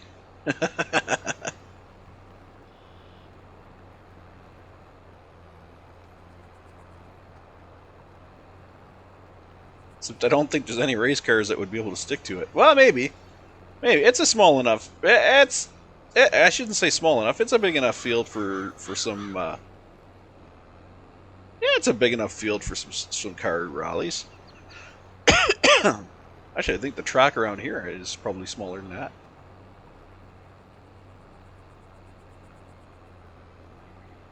Need to elevate the corners a little bit. If you want to get some speed. Either that or bring in those dirt bikes. Bring in the motorbikes. Those ones that they go around the corner on their frickin' side. Back tires swung way out, just chewing up the dirt. That's what you call some impressive riding skills.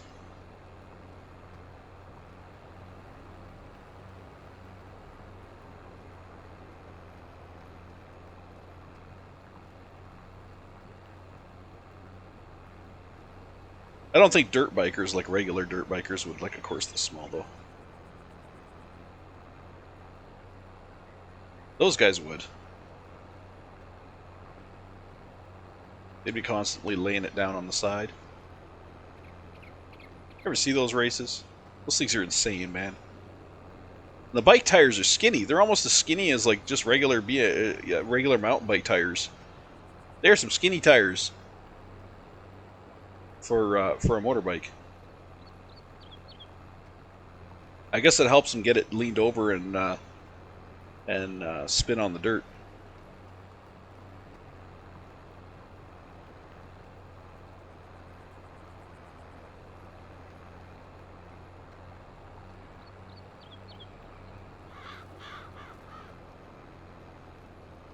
Is that your daddy's dirt bike? Actually, I shouldn't say that because I think that racing's been around for a very long time. That style of motorcycle racing, dirt track racing.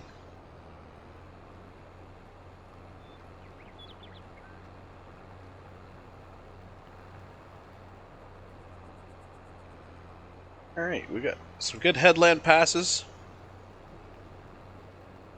Got some good headland passes done. I might start doing some up the middle passes now just to speed things up a little.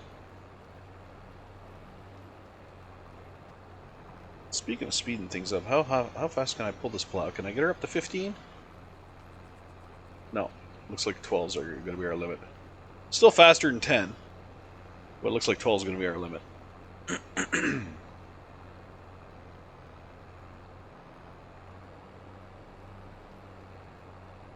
Alright, should I start doing some up the middle passes? Is that actually gonna speed things up? I don't think it will, actually. I honestly don't think it will. We're doing full swaths right now anyways. It's not like we're missing anything. That's about as wide of a swath as you're gonna get. And when we go into these corners, it almost seems to cut more in the corners than it does on the straight strips. So I'm guessing the more corners we do, the better. Because look at how wide of a swath it's doing on the corners. When I start pulling this over, just cutting a wide swath. Like that back piece is way farther over than it will be when it straightens back up. when I'm going straight here. Look at it pulling out. See, it's pulling back out. So doing corners is actually, I think doing corners actually covers more ground than if I was driving a straight line.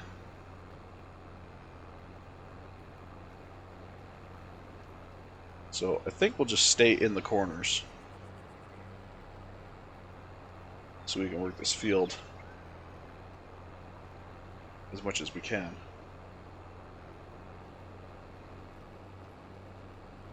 Let's keep that front wheel riding on the edge of the grass. Front wheel of the plow. Keep that little teal colored front wheel there on the plow. Keep it riding the edge of the grass. That'll be about as wide of a swath as I can cut.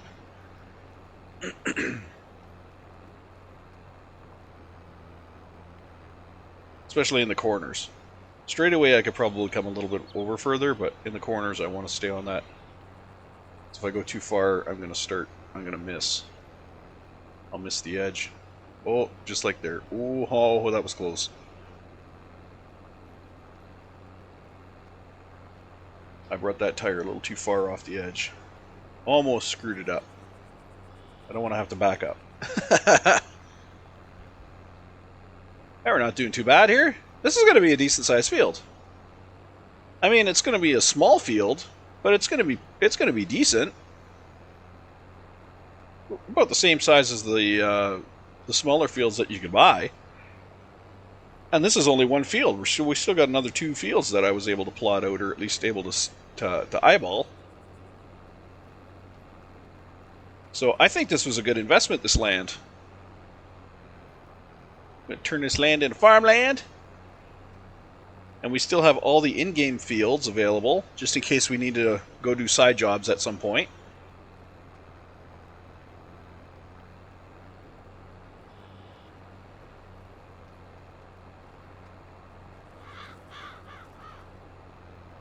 We got to do little side jobs. We still have all of the other fields. So that's a good thing. That means more side job opportunities. Plus, we'll eventually buy those fields. Because we're going to own this. We're going to own this city. We're going to own this city. Own this town. Actually, I don't think this town is like the town in I think Farming Simulator 19. I think 19 you could actually buy the town. Like you could buy the sugar mill and all that. I don't think you can in this one. I think you can buy a sugar mill, but you have to place it on your own property, and it's not a selling point, it's a processing point. So like the sugar mill turns sugar beets and sugar cane, all that stuff into sugar, which you then go and sell at the store. I don't think there's a final sale location that you can buy without mods. I have some sale wood locations, but they're, like I said, they're mods. So I think the sale locations, or I think the locations that you can purchase and place on your land are only processing facilities, turning one thing into another.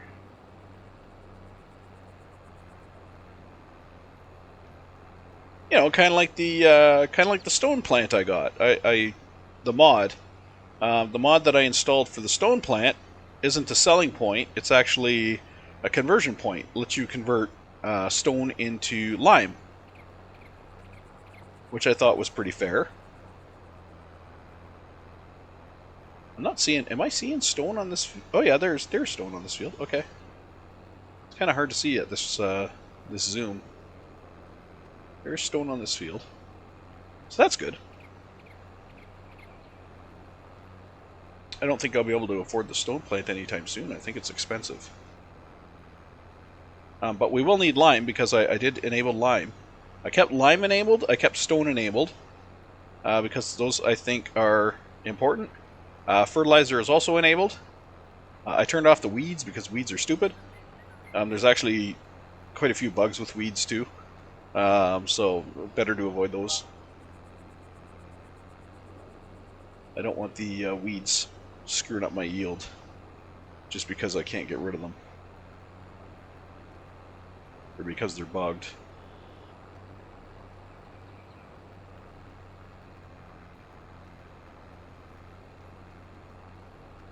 So once we finish this field, I'm going to go and do a save, and then I'm going to try course play again and see what it comes up with. See if it decides that this is now a good field to do.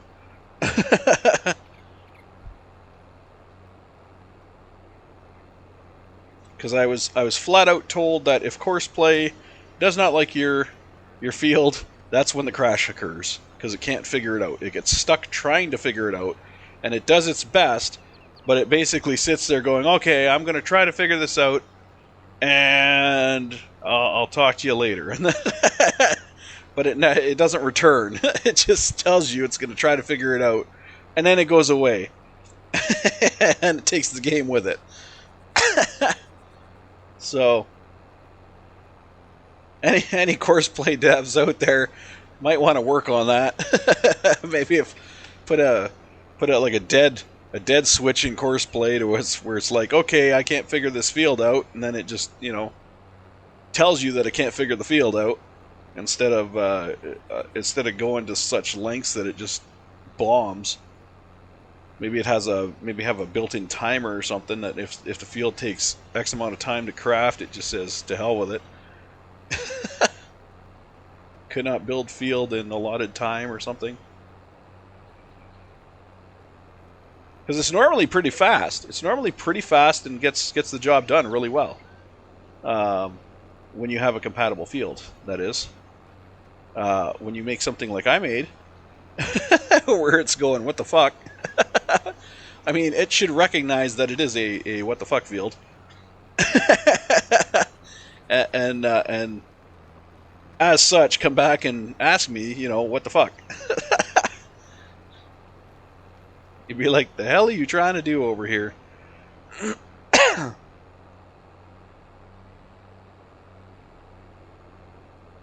You are making my processors hurt.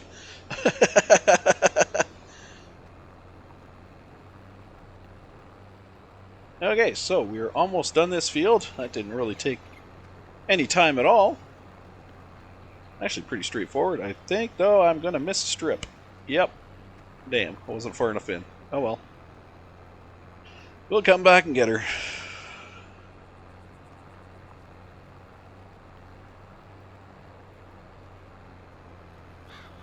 But yes, there was one responder did say that it was more than likely the field shape, or rather the fact that I had started to plow but didn't finish plowing, and that's the reason why course play was kind of like, I'm out of here. It was kind of like, okay, if you're gonna be like that, I'm not gonna deal with you.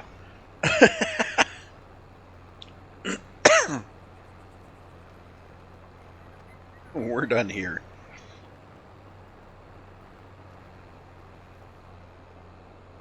But I'd be really interested in seeing what it's going to do with this field. It might actually like all headland passes. Well, maybe not, because doing a headland pass, I guess the further in you get, the worse the cornering is going to get, just like I run into now.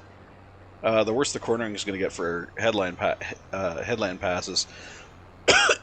So eventually it's going to want to go up and down like I'm doing right now. I personally think I did too many headland passes. I probably should have only done like 2 or 3 before doing this. Before doing the up and down passes.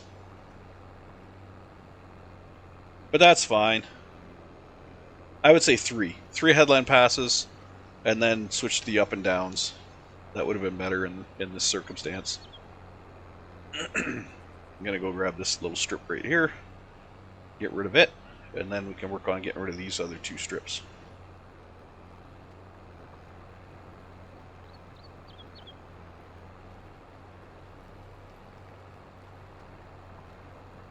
It's amazing how long of a machine, and you only get that little strip. 6 meters. Look at all the rocks. 6 meters.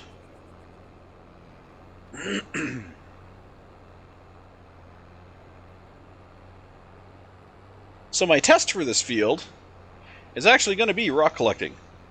We're going to hook up the rock collector, and then we'll come back to this field, and we'll try to set our course play on it, and see if it'll do it.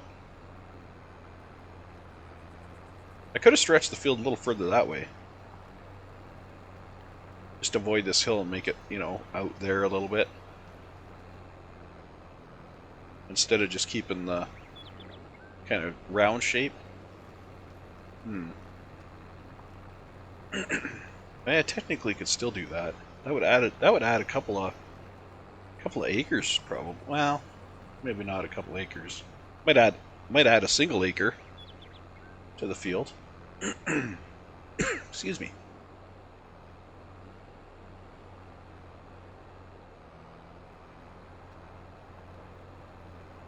Da, da, da, da, da, da.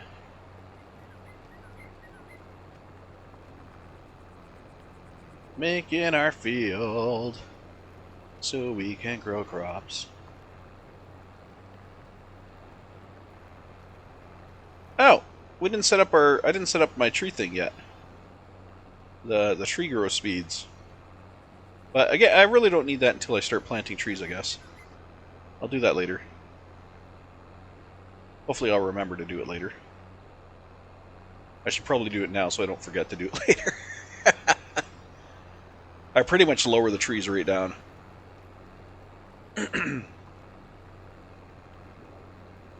So I don't want it to take forever because the tree harvesting is pretty much the only thing there is to do in winter.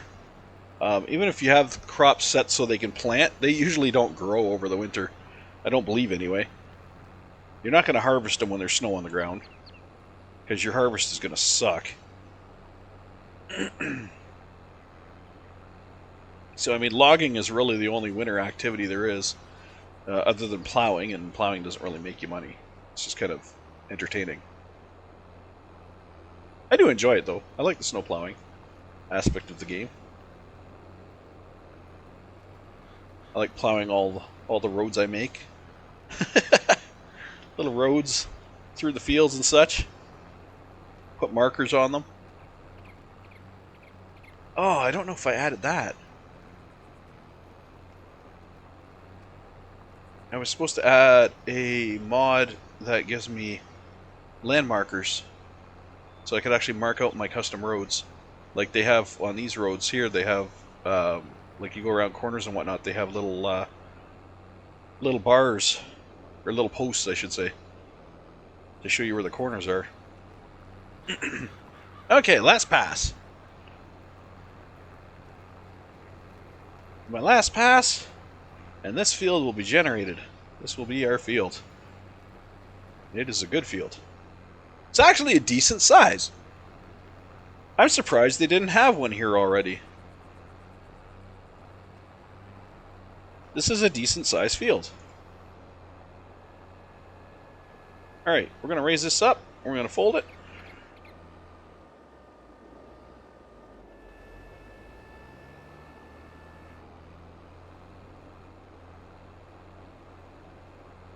And we're going to send it back to the depths of which it came.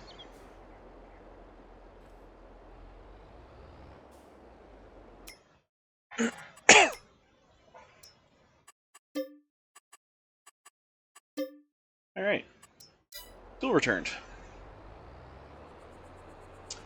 Now, before I hop in course play here, I want to fix, so Shift P gets me this landscaping tool, and I actually want to fix this. So, like I said before, we're going to go into landscaping, we're going to go paint, we're going to paint grass, which kind of sounds funny, but really this is kind of how you can fix fields that you maybe have screwed up a little bit.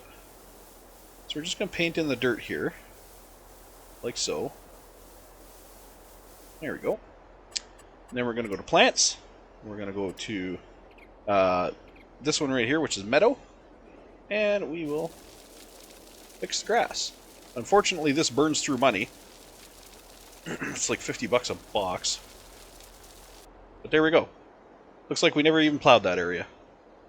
Perfect. Okay, now let's get our zoom back in here. We'll grab our little do flippy. Hello.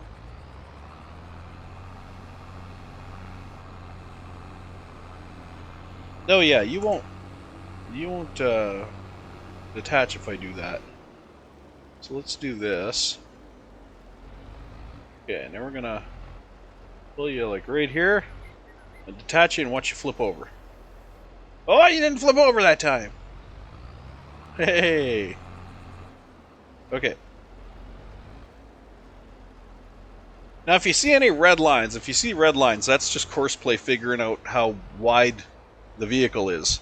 So you'll see when I lock up here, you can see now the width of the vehicle. It's showing how wide it's going to be when it's unfolded, and then it shows the tractor wheels as well, the same thing, how wide it's going to be when it's unfolded. So you see when I detach, sometimes when you detach, there'll be a line here that'll just show the width of the tractor. Now when you connect again, oh, maybe it remembers. It might remember. Yeah, because it's not giving me the prompt anymore. But if I go over here and hook onto this mower, it's probably going to give me the prompt. Because I think it kind of caches the... Yeah, see? There's the prompt at the back wheels, the back wheel prompt, front wheel prompt, back wheel prompt. And then when you detach, sometimes at the very first time I detached from the plow over there, I saw it on the back wheels where the line was there. It was just showing us the width of the back wheels. So that's kind of how Courseplay works. It takes the width of the wheels and the width of the vehicle. Oh, there it goes. Alright, so we're going to bring this over here. We're going to pull it up to the field. And we're going to see if Courseplay will figure it out this time. But first, we're going to save. So, I know it says saving content here, but I'm going to do a double save just to make sure. So we're going to scroll all the way down, go to the book, hit save. Just to be 100% sure the sucker saved. And then we're going to drive onto our field. Okay. And I guess it doesn't really matter where we start. Maybe I'll have it start... Maybe I'll have it start like here-ish. Excuse me. I would start maybe here-ish. Alright, so then we go down to here to course. Okay, bring our course over so we can see what's going on. It always puts how wide your machine is. I like to drop it down a few notches just to make sure I have some overlap. Okay, number of headlands. I determined that 3 was probably going to be what I wanted. Okay, and we're going to see what happens when we generate. See if I can figure it out this time. I don't know if it will, but we'll see what happens.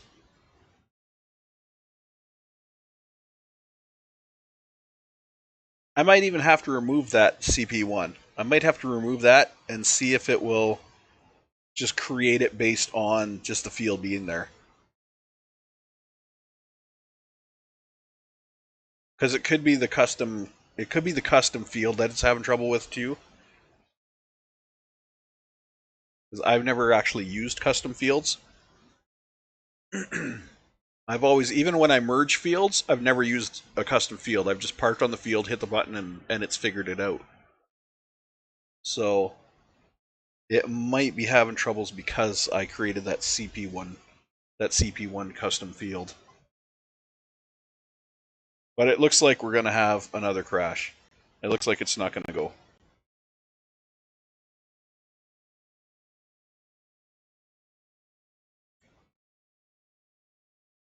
Yeah, it went down again. Okay, so I'm going to be right back, and we're going to try another thing. We're going to try getting rid of the custom field, the CP1, the custom drawn field. We'll try to get rid of that, and then we'll just see if it can figure it out based on just parking on the plowed area. We'll see if it can figure it out with that. If not, then I'll have to once again turn to the community and go, what the fuck, guys?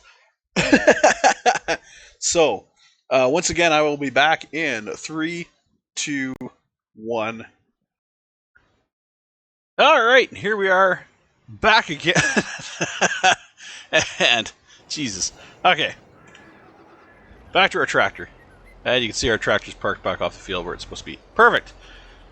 Okay, let's hop into course play here. See if we can't delete this custom course. Right here. Oh, there's the arrow for draw custom field right there. Interesting. Okay, how do we get rid... Oh, here we go. And delete. Yes. Okay. So let's see if course play can figure this out just by us parking on the field. Let's see if it'll figure out that we're on a field, first of all.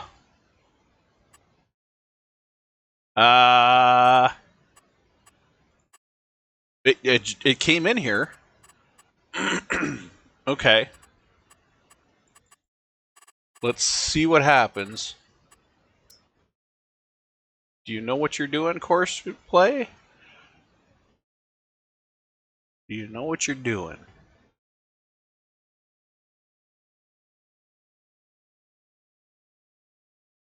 It brought me in.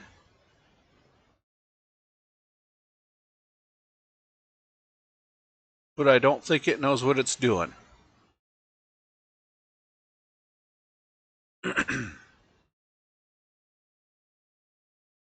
Oh, spinny wheel of death. Come on. Another person said that it might actually take a while. I might have to wait. And it may actually just take it a while to generate. Because it's gotta work things out.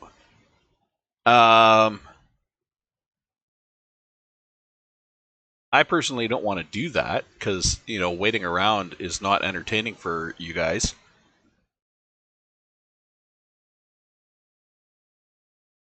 So I might have to do all these fields manually, as much as it pains me to say.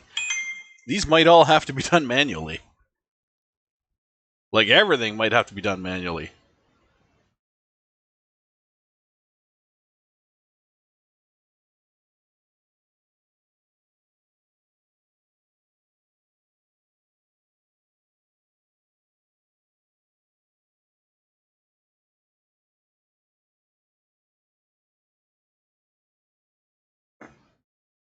So I'm gonna give it. Let's see, what's my timer at right now? We're at 2 hours and 8. We're at 2 hours and 8 minutes.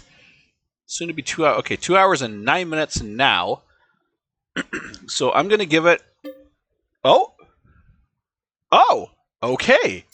Here we are.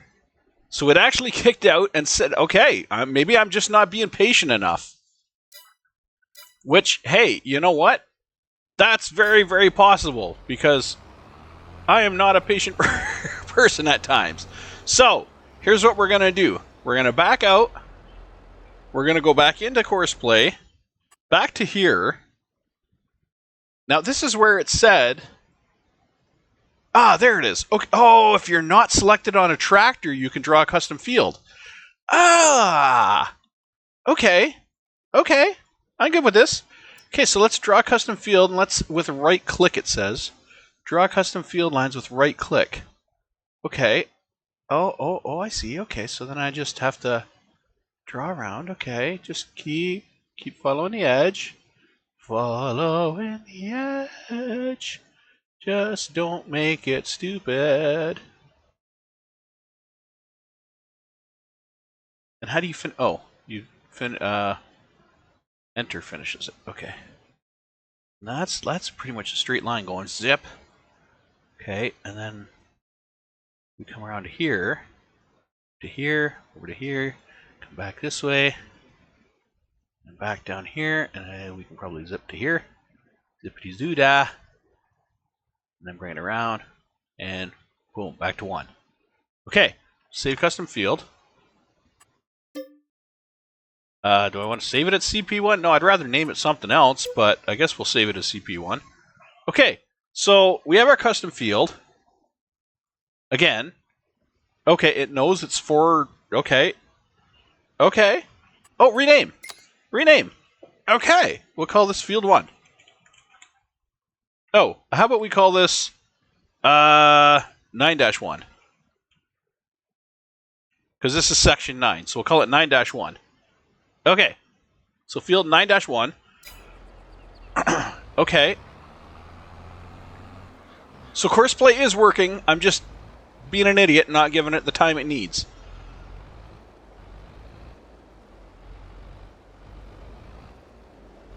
Okay, so let's pull up somewhere. Let's make our start point on this somewhere on the midsection. So around here somewhere.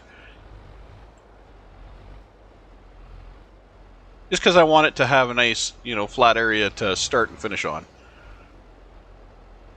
Excuse me. Okay, so we'll go a new course. Okay, we'll go clockwise. Headland overlap 7%. 4.9. 3 headlands. So this is fine. Okay, let's generate. And now just fucking don't touch anything. Jodian, just sit here, don't touch anything, let it work. Alright, so we're at 2 hours and 12. Let's see how long this takes. And about 10 seconds. So I'll give it at least 2 minutes. I'll give it to at least 2:14:10. Just to, give it a fair chance. Because I think two minutes of just sitting around is going to be... let's just say that's not good for videos.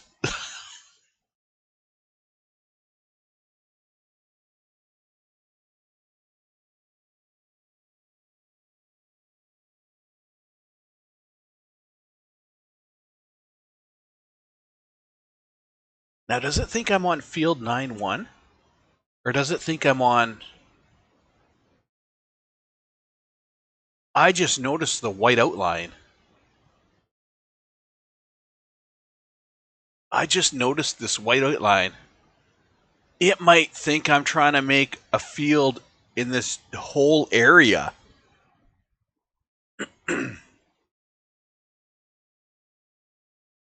It might think I'm trying to make a field in this whole area instead of that one little spot.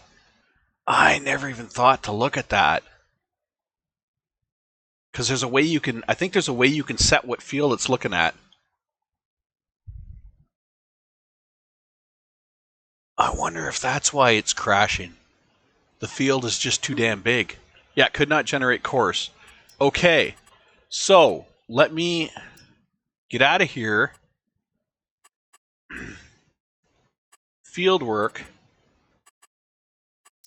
Okay, a field work. I want it to be on this field, 9-1. Target position, yep.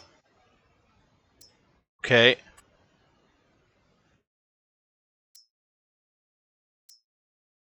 I want to create a fieldwork job here. Okay, how do I create the fieldwork job here? No. Cancel. Okay. How do I create the job on field 1?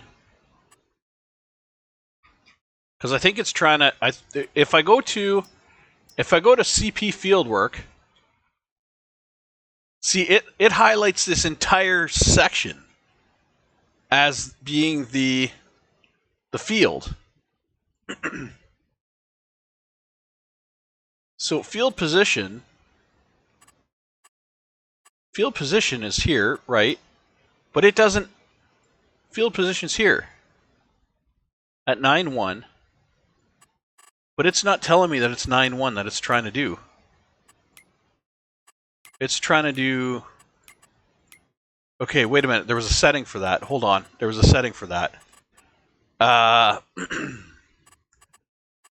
Shit. Prefer custom fields. Ha! Activated. You bugger. Prefer custom field. I think that was our problem the whole damn time. Okay. Now let's see what you're going to do. Whoops. So we prefer custom field.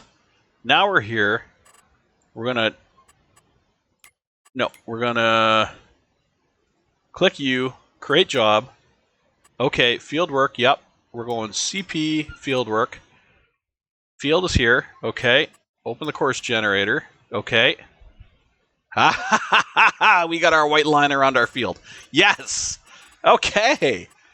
Generate. Yes! There it is. Okay. We have our field.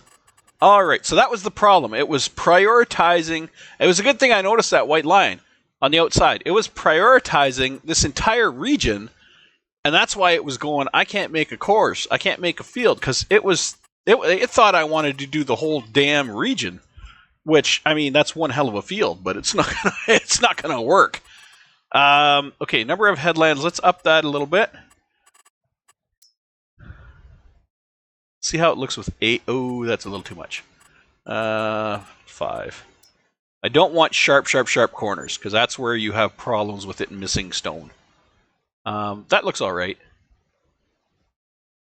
You want to avoid any sharp corners. So when I was up at 8, and I generated, you can see here. See this sharp corner right here? It might miss stuff there, especially with the shape of this tool. So I'm going to drop it down. 5 should be good. You want your headlands to be far enough so that your tractor doesn't have to drive off the field to do its U-turn, because there's trees over here, there's a road over here. You don't want your tractor driving off the field to do its loop around for these straight strips. So there we go. We're going to tell it to start the job and have a nice day. And she's off and running. Now the only problem with this is, I'm willing to bet this sucker's going to fill up fast. And it doesn't look like it's going to the outside edge of the field, so we're going to immediately put a stop. Okay, and you have to sometimes do this.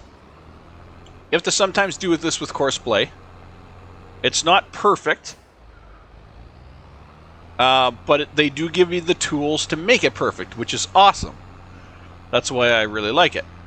So you can see that our tractor's not getting to the edge of the field. Now there's 2 ways I could solve that. Number 1, I could just have it run, and then when it gets to the end, I just come back and paint the areas it didn't get. But I think that's the lazy man's way of doing it. The second way of doing it is coming back into the course generator. So I'm going to go back into the course generator, and what I'm going to do is I'm going to adjust slightly the field margin. So if I go negative 0.2 and generate, and watch what happens to the outer edge course. Whoops. Negative 2, and then I'll generate. See how the outer ring moved out? Well, you can't really. So I'll go to 0.8 just to make it visible. See how it moved it out? See how far it moved it out? So if it's not going to the edges of your field, you can change this setting here, and it will treat the edge of your field as further out than it actually is. So I'm going to actually go to maybe 0.6, just so it runs over the edge. And then I still don't have any majorly sharp corners anywhere. So we will run that. We'll keep an eye on our first loop here. You can see how it's now hanging over the edge of the course, or the edge of the field. And it is just a little bit there. Let's see if it gets this part. Still missed a tiny bit. And this is an important setting, because this setting is going to be mirrored on all of our tools. So it still missed it a tiny bit there. And it's carving a little bit here. You see it missed some rock there. And that could also be due to my drawing. That could definitely be due to my field drawing.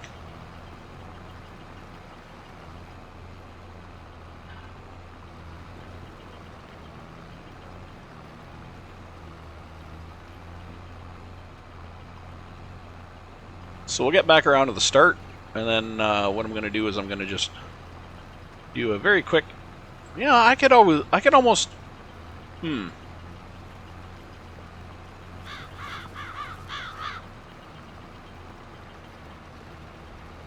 I almost think I should do a quick pass with the plow.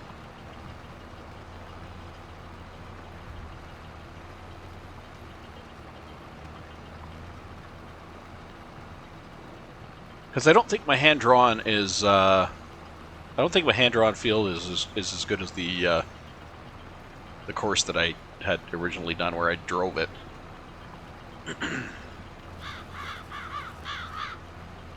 Because look at it bouncing all over the plate. Look at that. It's not smooth corners, nothing. It's like bouncing.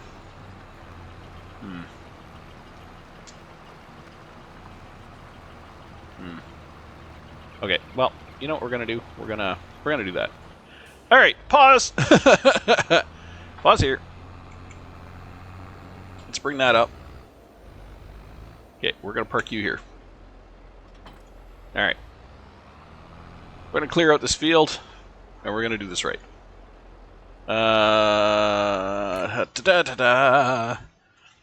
So you can kind of look at this as a demo. This is a demo of how courseplay works.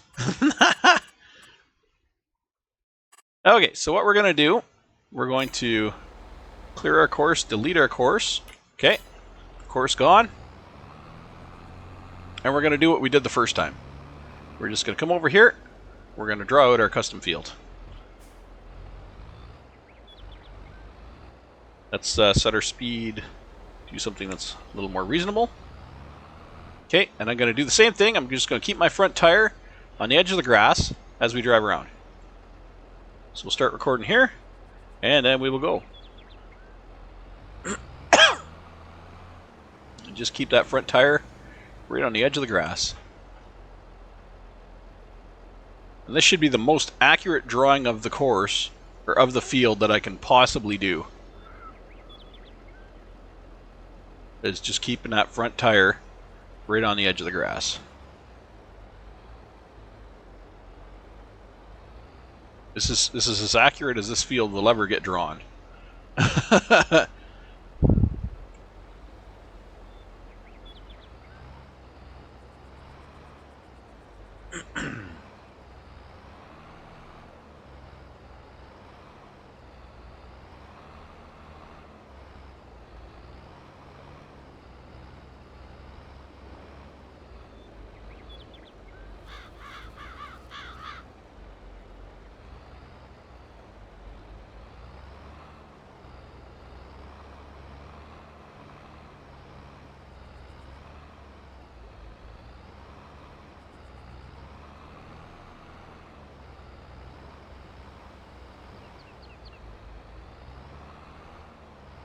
So, it may not have made a difference that I plowed the original start at all, because this entire time it could have been trying to make a field over the entire area, and that that might have been the actual problem that I was having.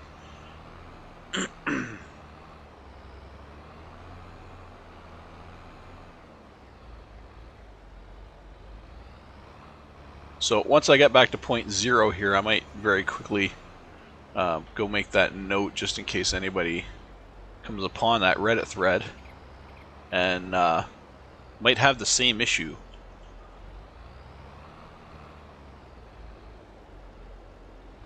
Oh, I'm a little on the outside now, but you know what? Better being on the outside than on the inside, because on the inside you're going to miss the field. On the outside you're at least going to cover it.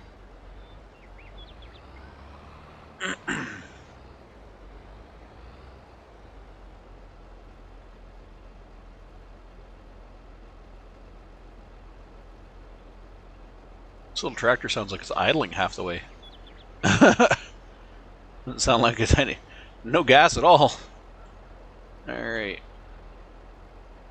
Keep going around this edge here. Nice smooth turn. Smooth. All the way around here. Oh. And then we will come back to point 0.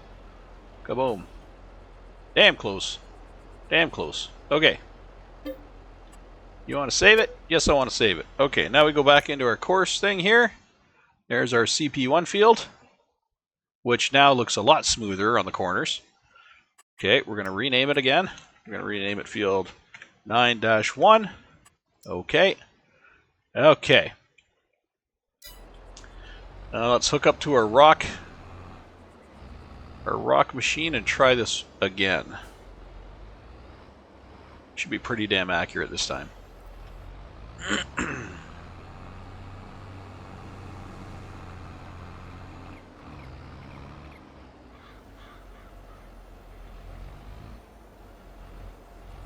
All right. Course. Same settings. Oh, we're gonna lower.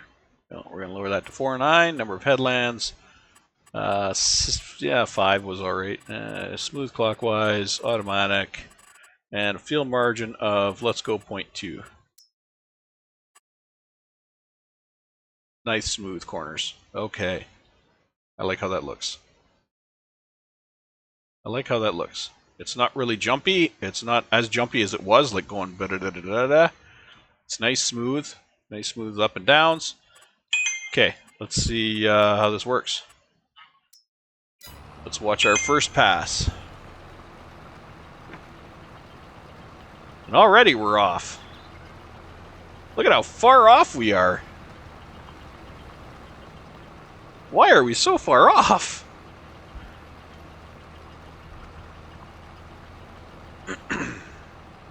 That makes no sense. Oh, wait a minute. Yes, it does. Shit. Okay. This is all growing pains, people. I'm sorry. This is what we call growing pains.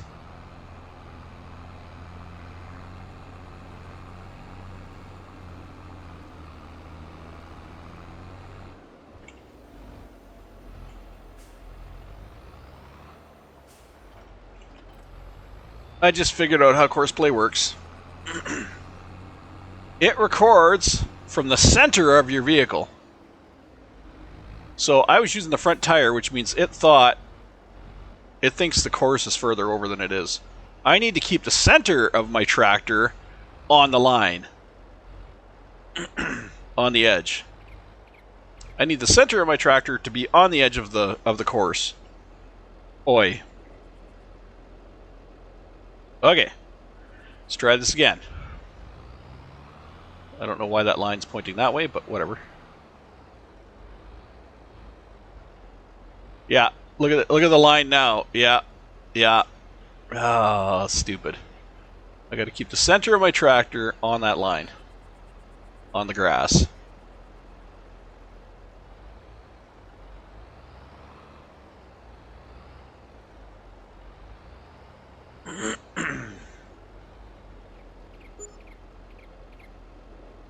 Which, I mean, is easier said than done. Honestly. Because it makes the dot right above the driver. So it's not the front of the tractor that has to be on line, it's the back of the tractor that has to be on line. That is not an easy thing to accomplish here. So I think what we're going to do is we're going to do our best. We're going to do our best here. Just for shits and giggles, we're going to run one pass with the plow.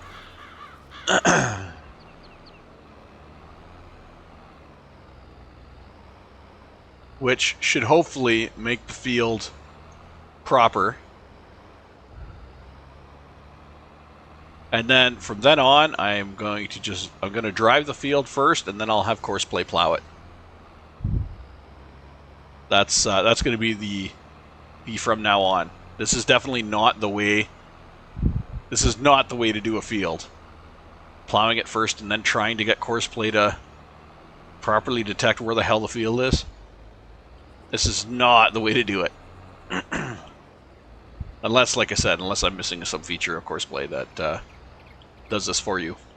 If I could just click the plowed area and go create a field, that would be great. Have it work it out.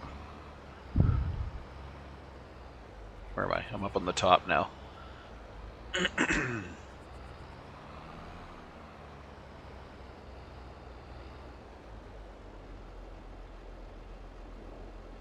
Oh, we're in the idle zone. We must be going downhill because this is, like I said, this is where it idles. It's like next to no power. Just kind of drifting. Put the clutch in and just let her roll.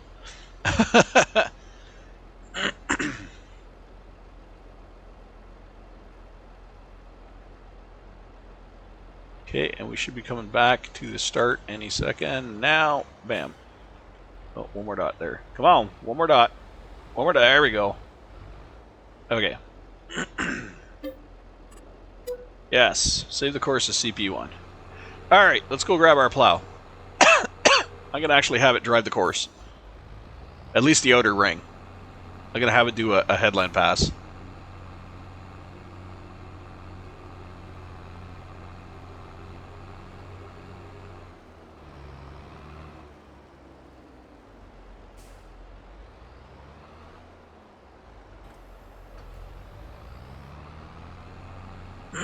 Excuse me.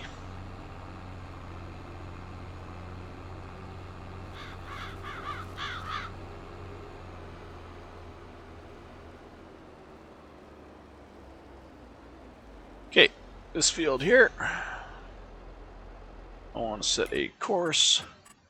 We're going to do a headland pass. Field margin is 0. Generate. Not generate. What can't you generate? Oh, because I got 2 fields here. Shit, I didn't delete the one. Crap. Damn, I got 2 courses. No,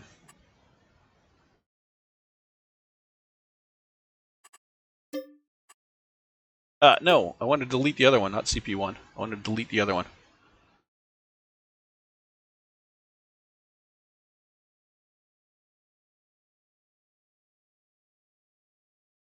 $388.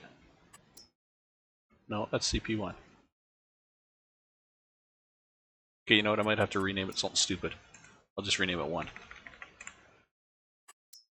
So I can click on the 9. There it is. That's there. Okay, delete. Yes. Okay, so we'll rename this one. This one will be 9-1. 9-1. Okay. Okay, so now, great.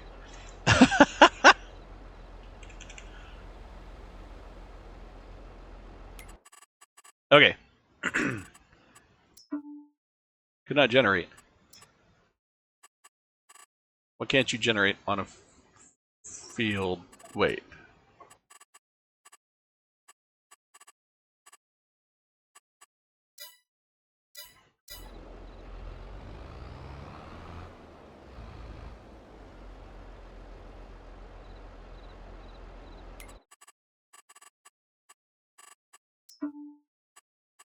Could not generate. Why can you not generate on this field?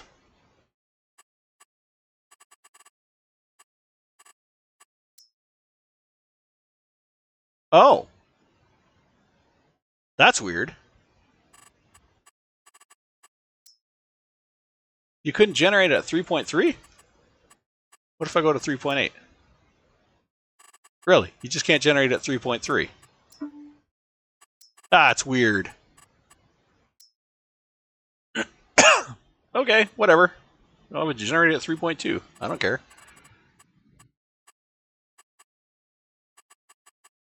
Yeah, 7. Field margin 0.2 will bring you down to 3.1. Could not generate at 3.1. Weird. Okay, whatever.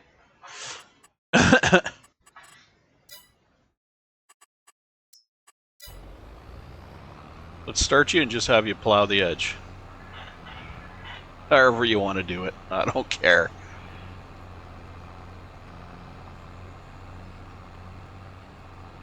This should make the field the way that it's currently drawn.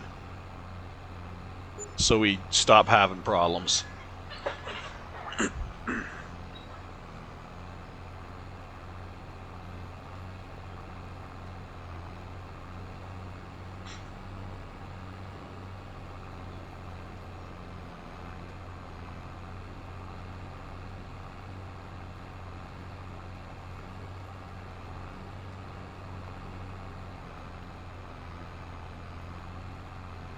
So I'll have it do the single pass around. And then once that pass is done, we'll switch over to the rock. And we'll get that going. Of course, I'm going to have to do an offset of probably -2. -2, maybe -4. Because I did a width offset on this. The width offset on this plow is actually, I downed it, what, one or two? Because it's regular to 3.3, and I think we did a 3.1. So it thinks the plow's only 3.1 wide instead of 3.3 wide, which it actually is. So it's plowing a little wider than it thinks it should plow. Which is fine. I'm just going to have to make that adjustment in the settings when I go to create fields, or create field work after this. I'll just have to make sure it always has that little bit of an adjustment on it. Not a big deal. I do that adjustment anyways for regular fields. So I always do a headland offset of at least 0.2 to 0.4.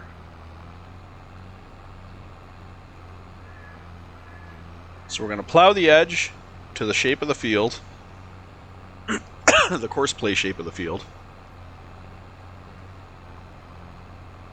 And then once that's done, we're going to move on to getting the rock done. Excuse me, jeepers.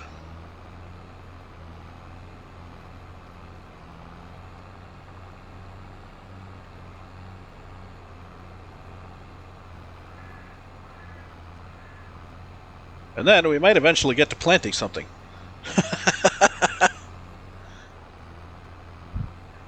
This little notch here, though, is going to be a pain in the ass.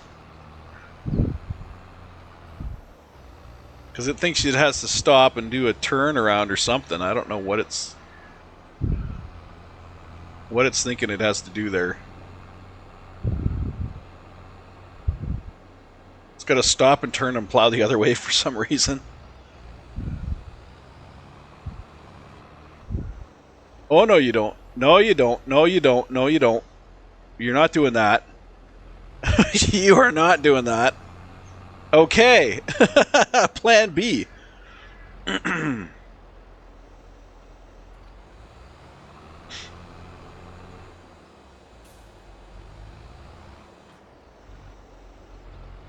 that is not happening. Excuse me. Okay. I think I can edit this field. I think. Edit custom field. Oh, nice! Nice! I didn't know you could get this detailed. Okay. So, can I take this...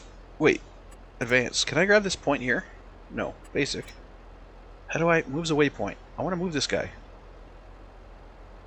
How do you move waypoints? How do you click on a waypoint? How do you select a waypoint? Drag and drop. No, I don't want to drag and drop. No, I don't want to insert a waypoint. Drags and drops a waypoint with the mouse. Oh. Okay, so we'll move the stop back here to where the start is.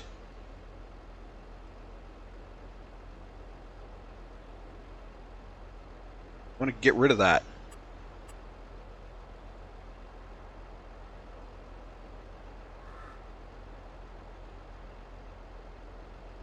How do you... Okay, I was able to click on and grab this one.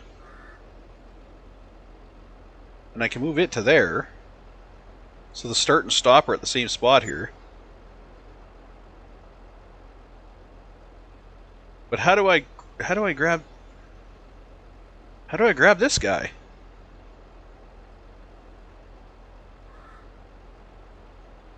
How do I grab this guy?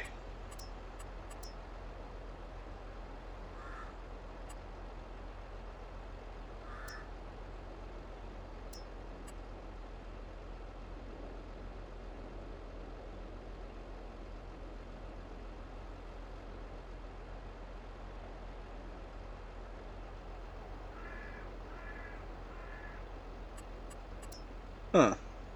I don't understand how this works. Why it's not working.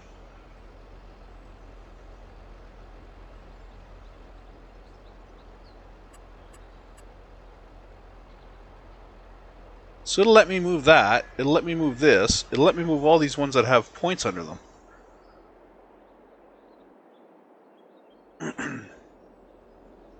It'll let me move the ones with points, but it won't let me move the ones that are on the inside.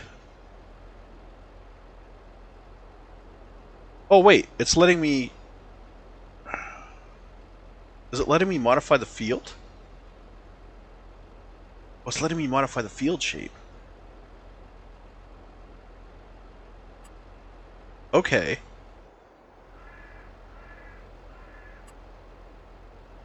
So is that how that works?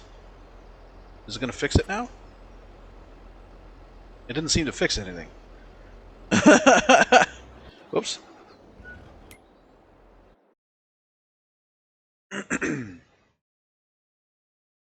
Okay, so let's clear that. Okay.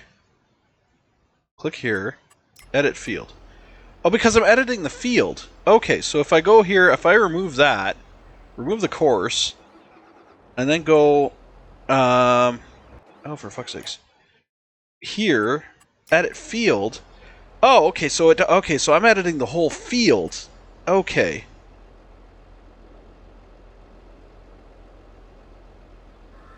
So I want those to be like that. Or wait, or do I want it to be more like this? I don't understand whether I should connect these guys or not.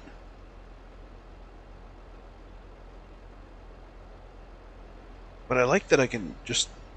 Huzzah. That actually works great.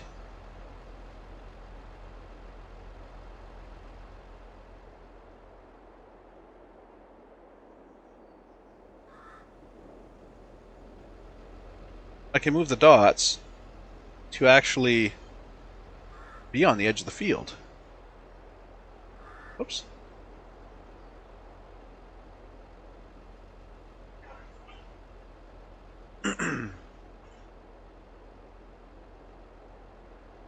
I didn't know I could get this detailed with this editor. This is actually really awesome.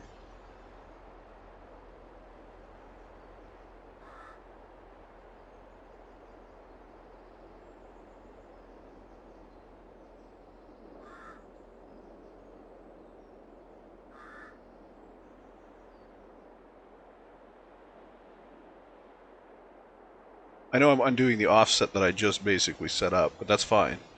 I don't mind that. Because this is going to give me a far more accurate field.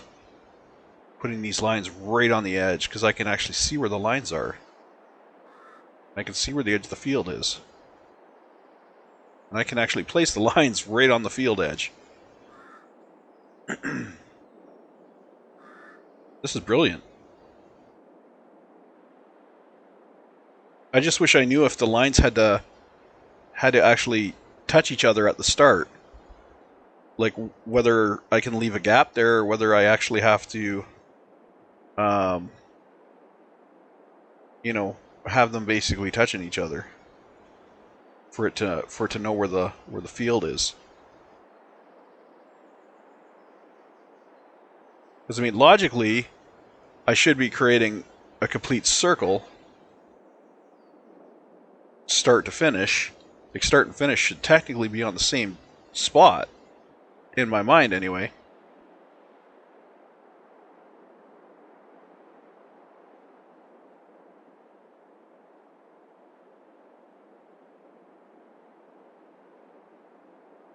Yeah, we don't need any of it. We don't need a super janky turn like that. This could be a nice smooth turn here. Be a nice smooth turn there.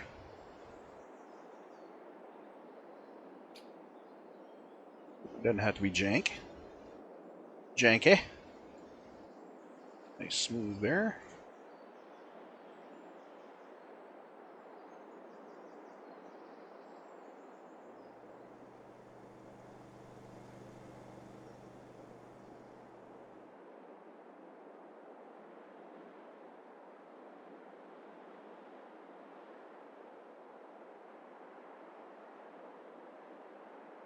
These don't have to be that close together.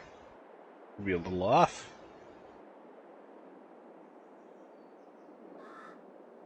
Put them on these peaks.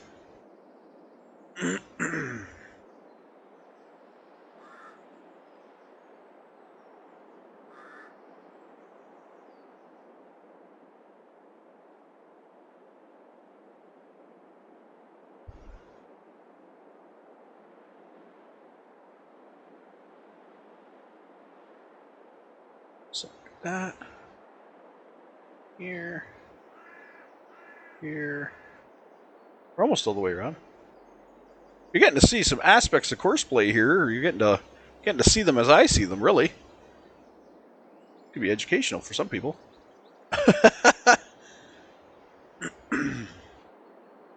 If you're not a courseplay user, you sure are learning right now how this works. It's actually a pretty amazing system.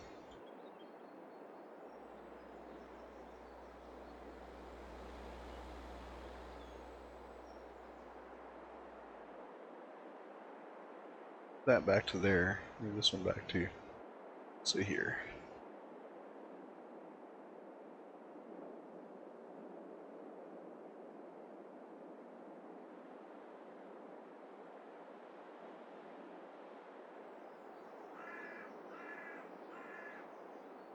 Oh, we're almost all the way back around.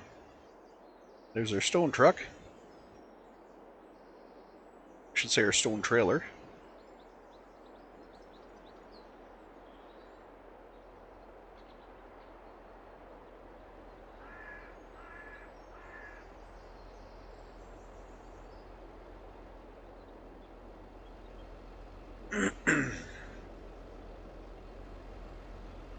Okay, and here's our start and finish. Now, like I said, I don't know if these have to be on the same dot, but I'm going to put them really close to each other. Maybe like that. We'll just... Oh, and the tractor needs to... Shit. The dots under the tractor have to be adjusted, because they are not online at all. I'm just going to smooth that out, and I will let the tractor deal with it. Same with here. We're going to fix that. Smooth that out. I don't want any janky turns. No jankiness. A little bit of janky right here. Let's fix that a little. Smooth it out when it comes into this corner. Don't want janky. There we go. We remove the jankiness.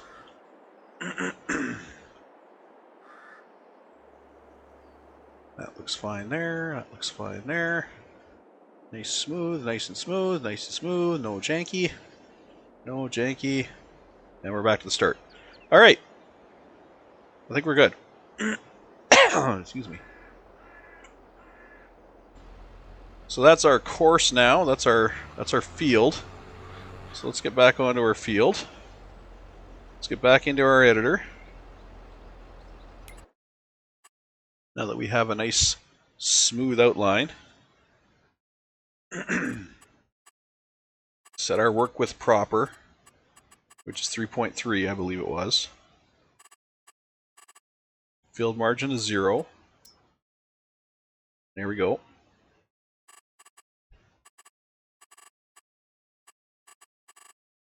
And that should be perfect. That should set us up perfect. Okay. So, we're going to back off here.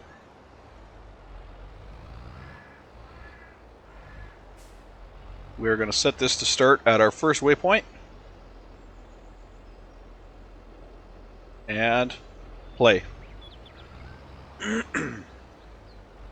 And it should make the field to our exact specifications now. It's probably going to be a little wider in some areas. Probably a little narrow in other areas. Actually, can't make the field wider there because I think we hit the edge of our property. But that's okay. I don't have any issues with that.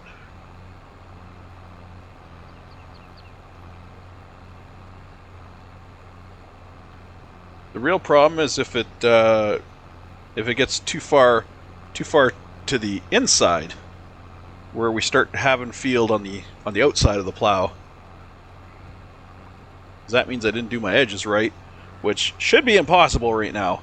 The edges should be perfect now. Look at these nice smooth corners, no jankiness. Okay, I think we finally figured out how to do a field. Took a lot of trial and error, but you know what? Got it. So that should make other fields that are done now, should make them easier to do.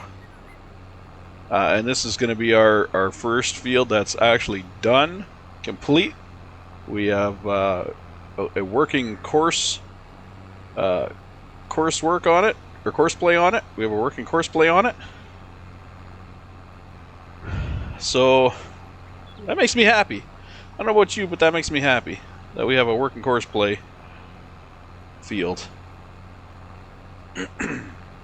That probably could have been straighter there, but whatever. It is what it is.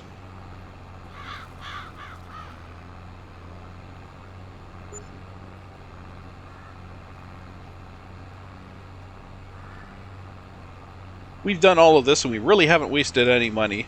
At least not a lot of money. We're still at 216,000, which is around where we stopped. We stopped around 220, 200, something like that. I haven't even put down the subsidies yet. Remember I said each field I'm going to be able to have a subsidy.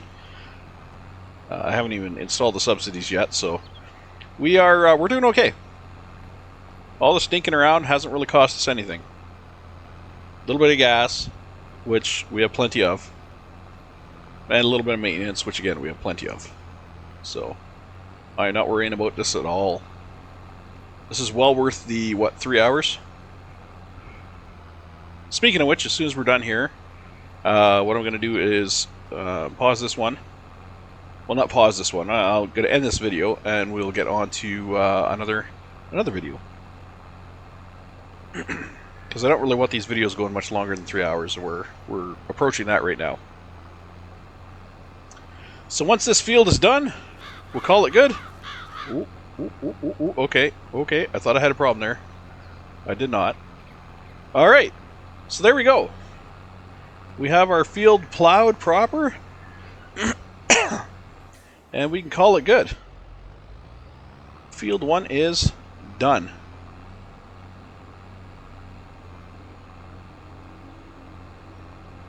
We'll drop off our plow and then get back to our rock collecting.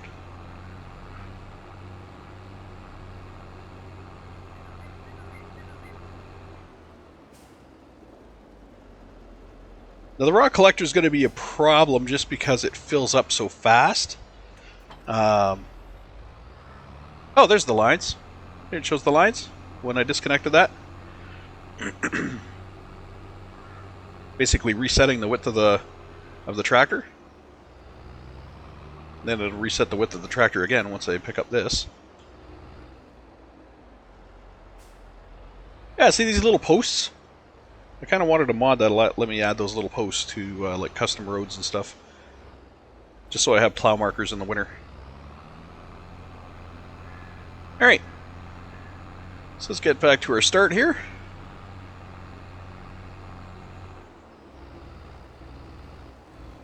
I want this edge to be our start. I don't want the corner to be our start. Okay. And we're going to come back in here. Open the course generator. See if it reset our width. Yes, it did. Okay. And generate field. Okay. So this should be a perfect setup for our rock field collecting. I'm going to set the field margin a little less, just because I like to have it a little less. Okay, and then we should be good to go. So let's go and start the job. We're going to hang a little bit to the right here when we start. There we go.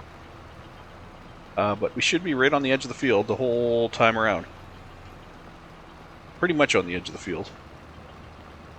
I may have not done enough of an offset, but it looks good. I don't think we're going to miss anything.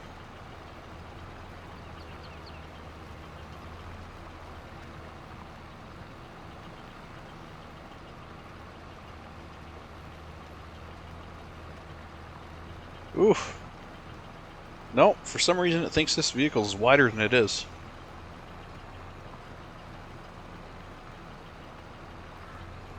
It definitely thinks this vehicle's wider than it is.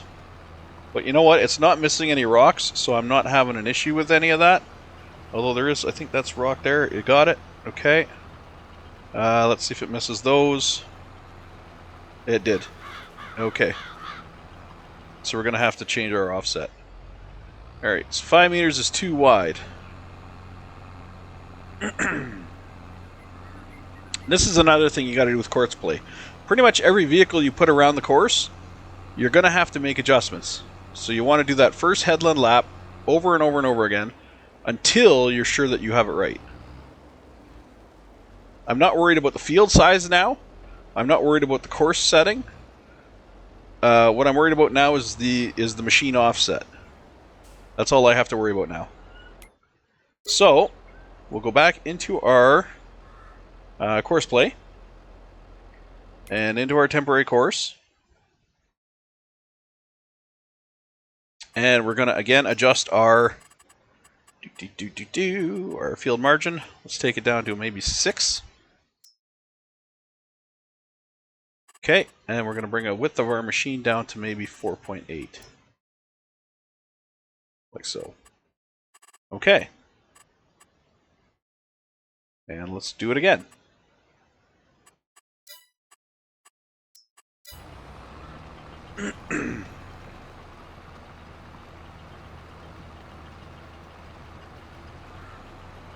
Right, we're much more on the edge now, which is where I'm hoping we stay in some of these corners.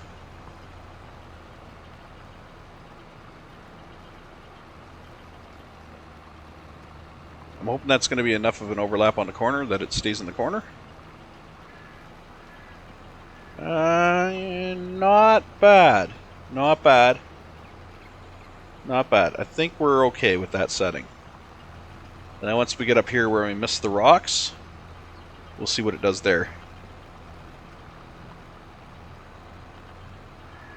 We're going to get that rock. Okay, I like that. Okay, we're coming up here. There's some more rocks that we missed. We got them. Okay.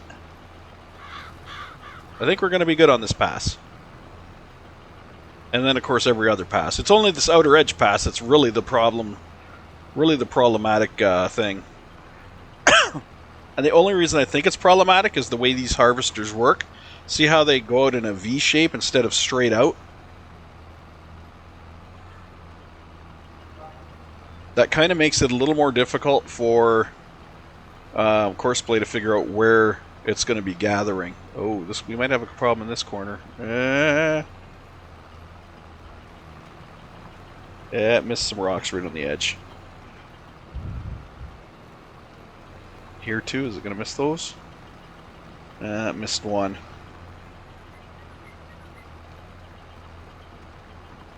This Courseplay has a problem with these V-shaped collectors because they're V-shaped. It thinks it's a flat bar, which means when it goes into a corner, it's gonna. A flat bar functions differently in a corner than a V-shape does,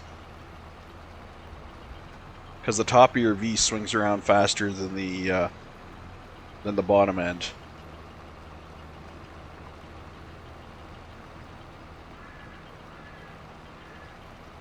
So your turn actually ends up being sharper than it needs to be. You actually want less of a sharp turn, but it thinks you actually need a sharper turn. And we're gonna miss that rock there, I guarantee. Oh no, we got it. Okay. So you missed a couple of rocks in the outside edge, but I think we're okay. I think we're okay. I'm not going to get too fussy. I think we're okay.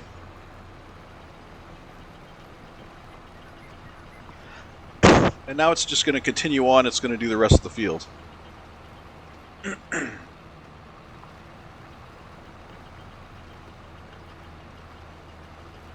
So, as I mentioned, it's going to fill up on rock pretty damn fast. You can already see it's at 27%. It's not going to make it the whole field without having to be emptied. So that's going to be a problem.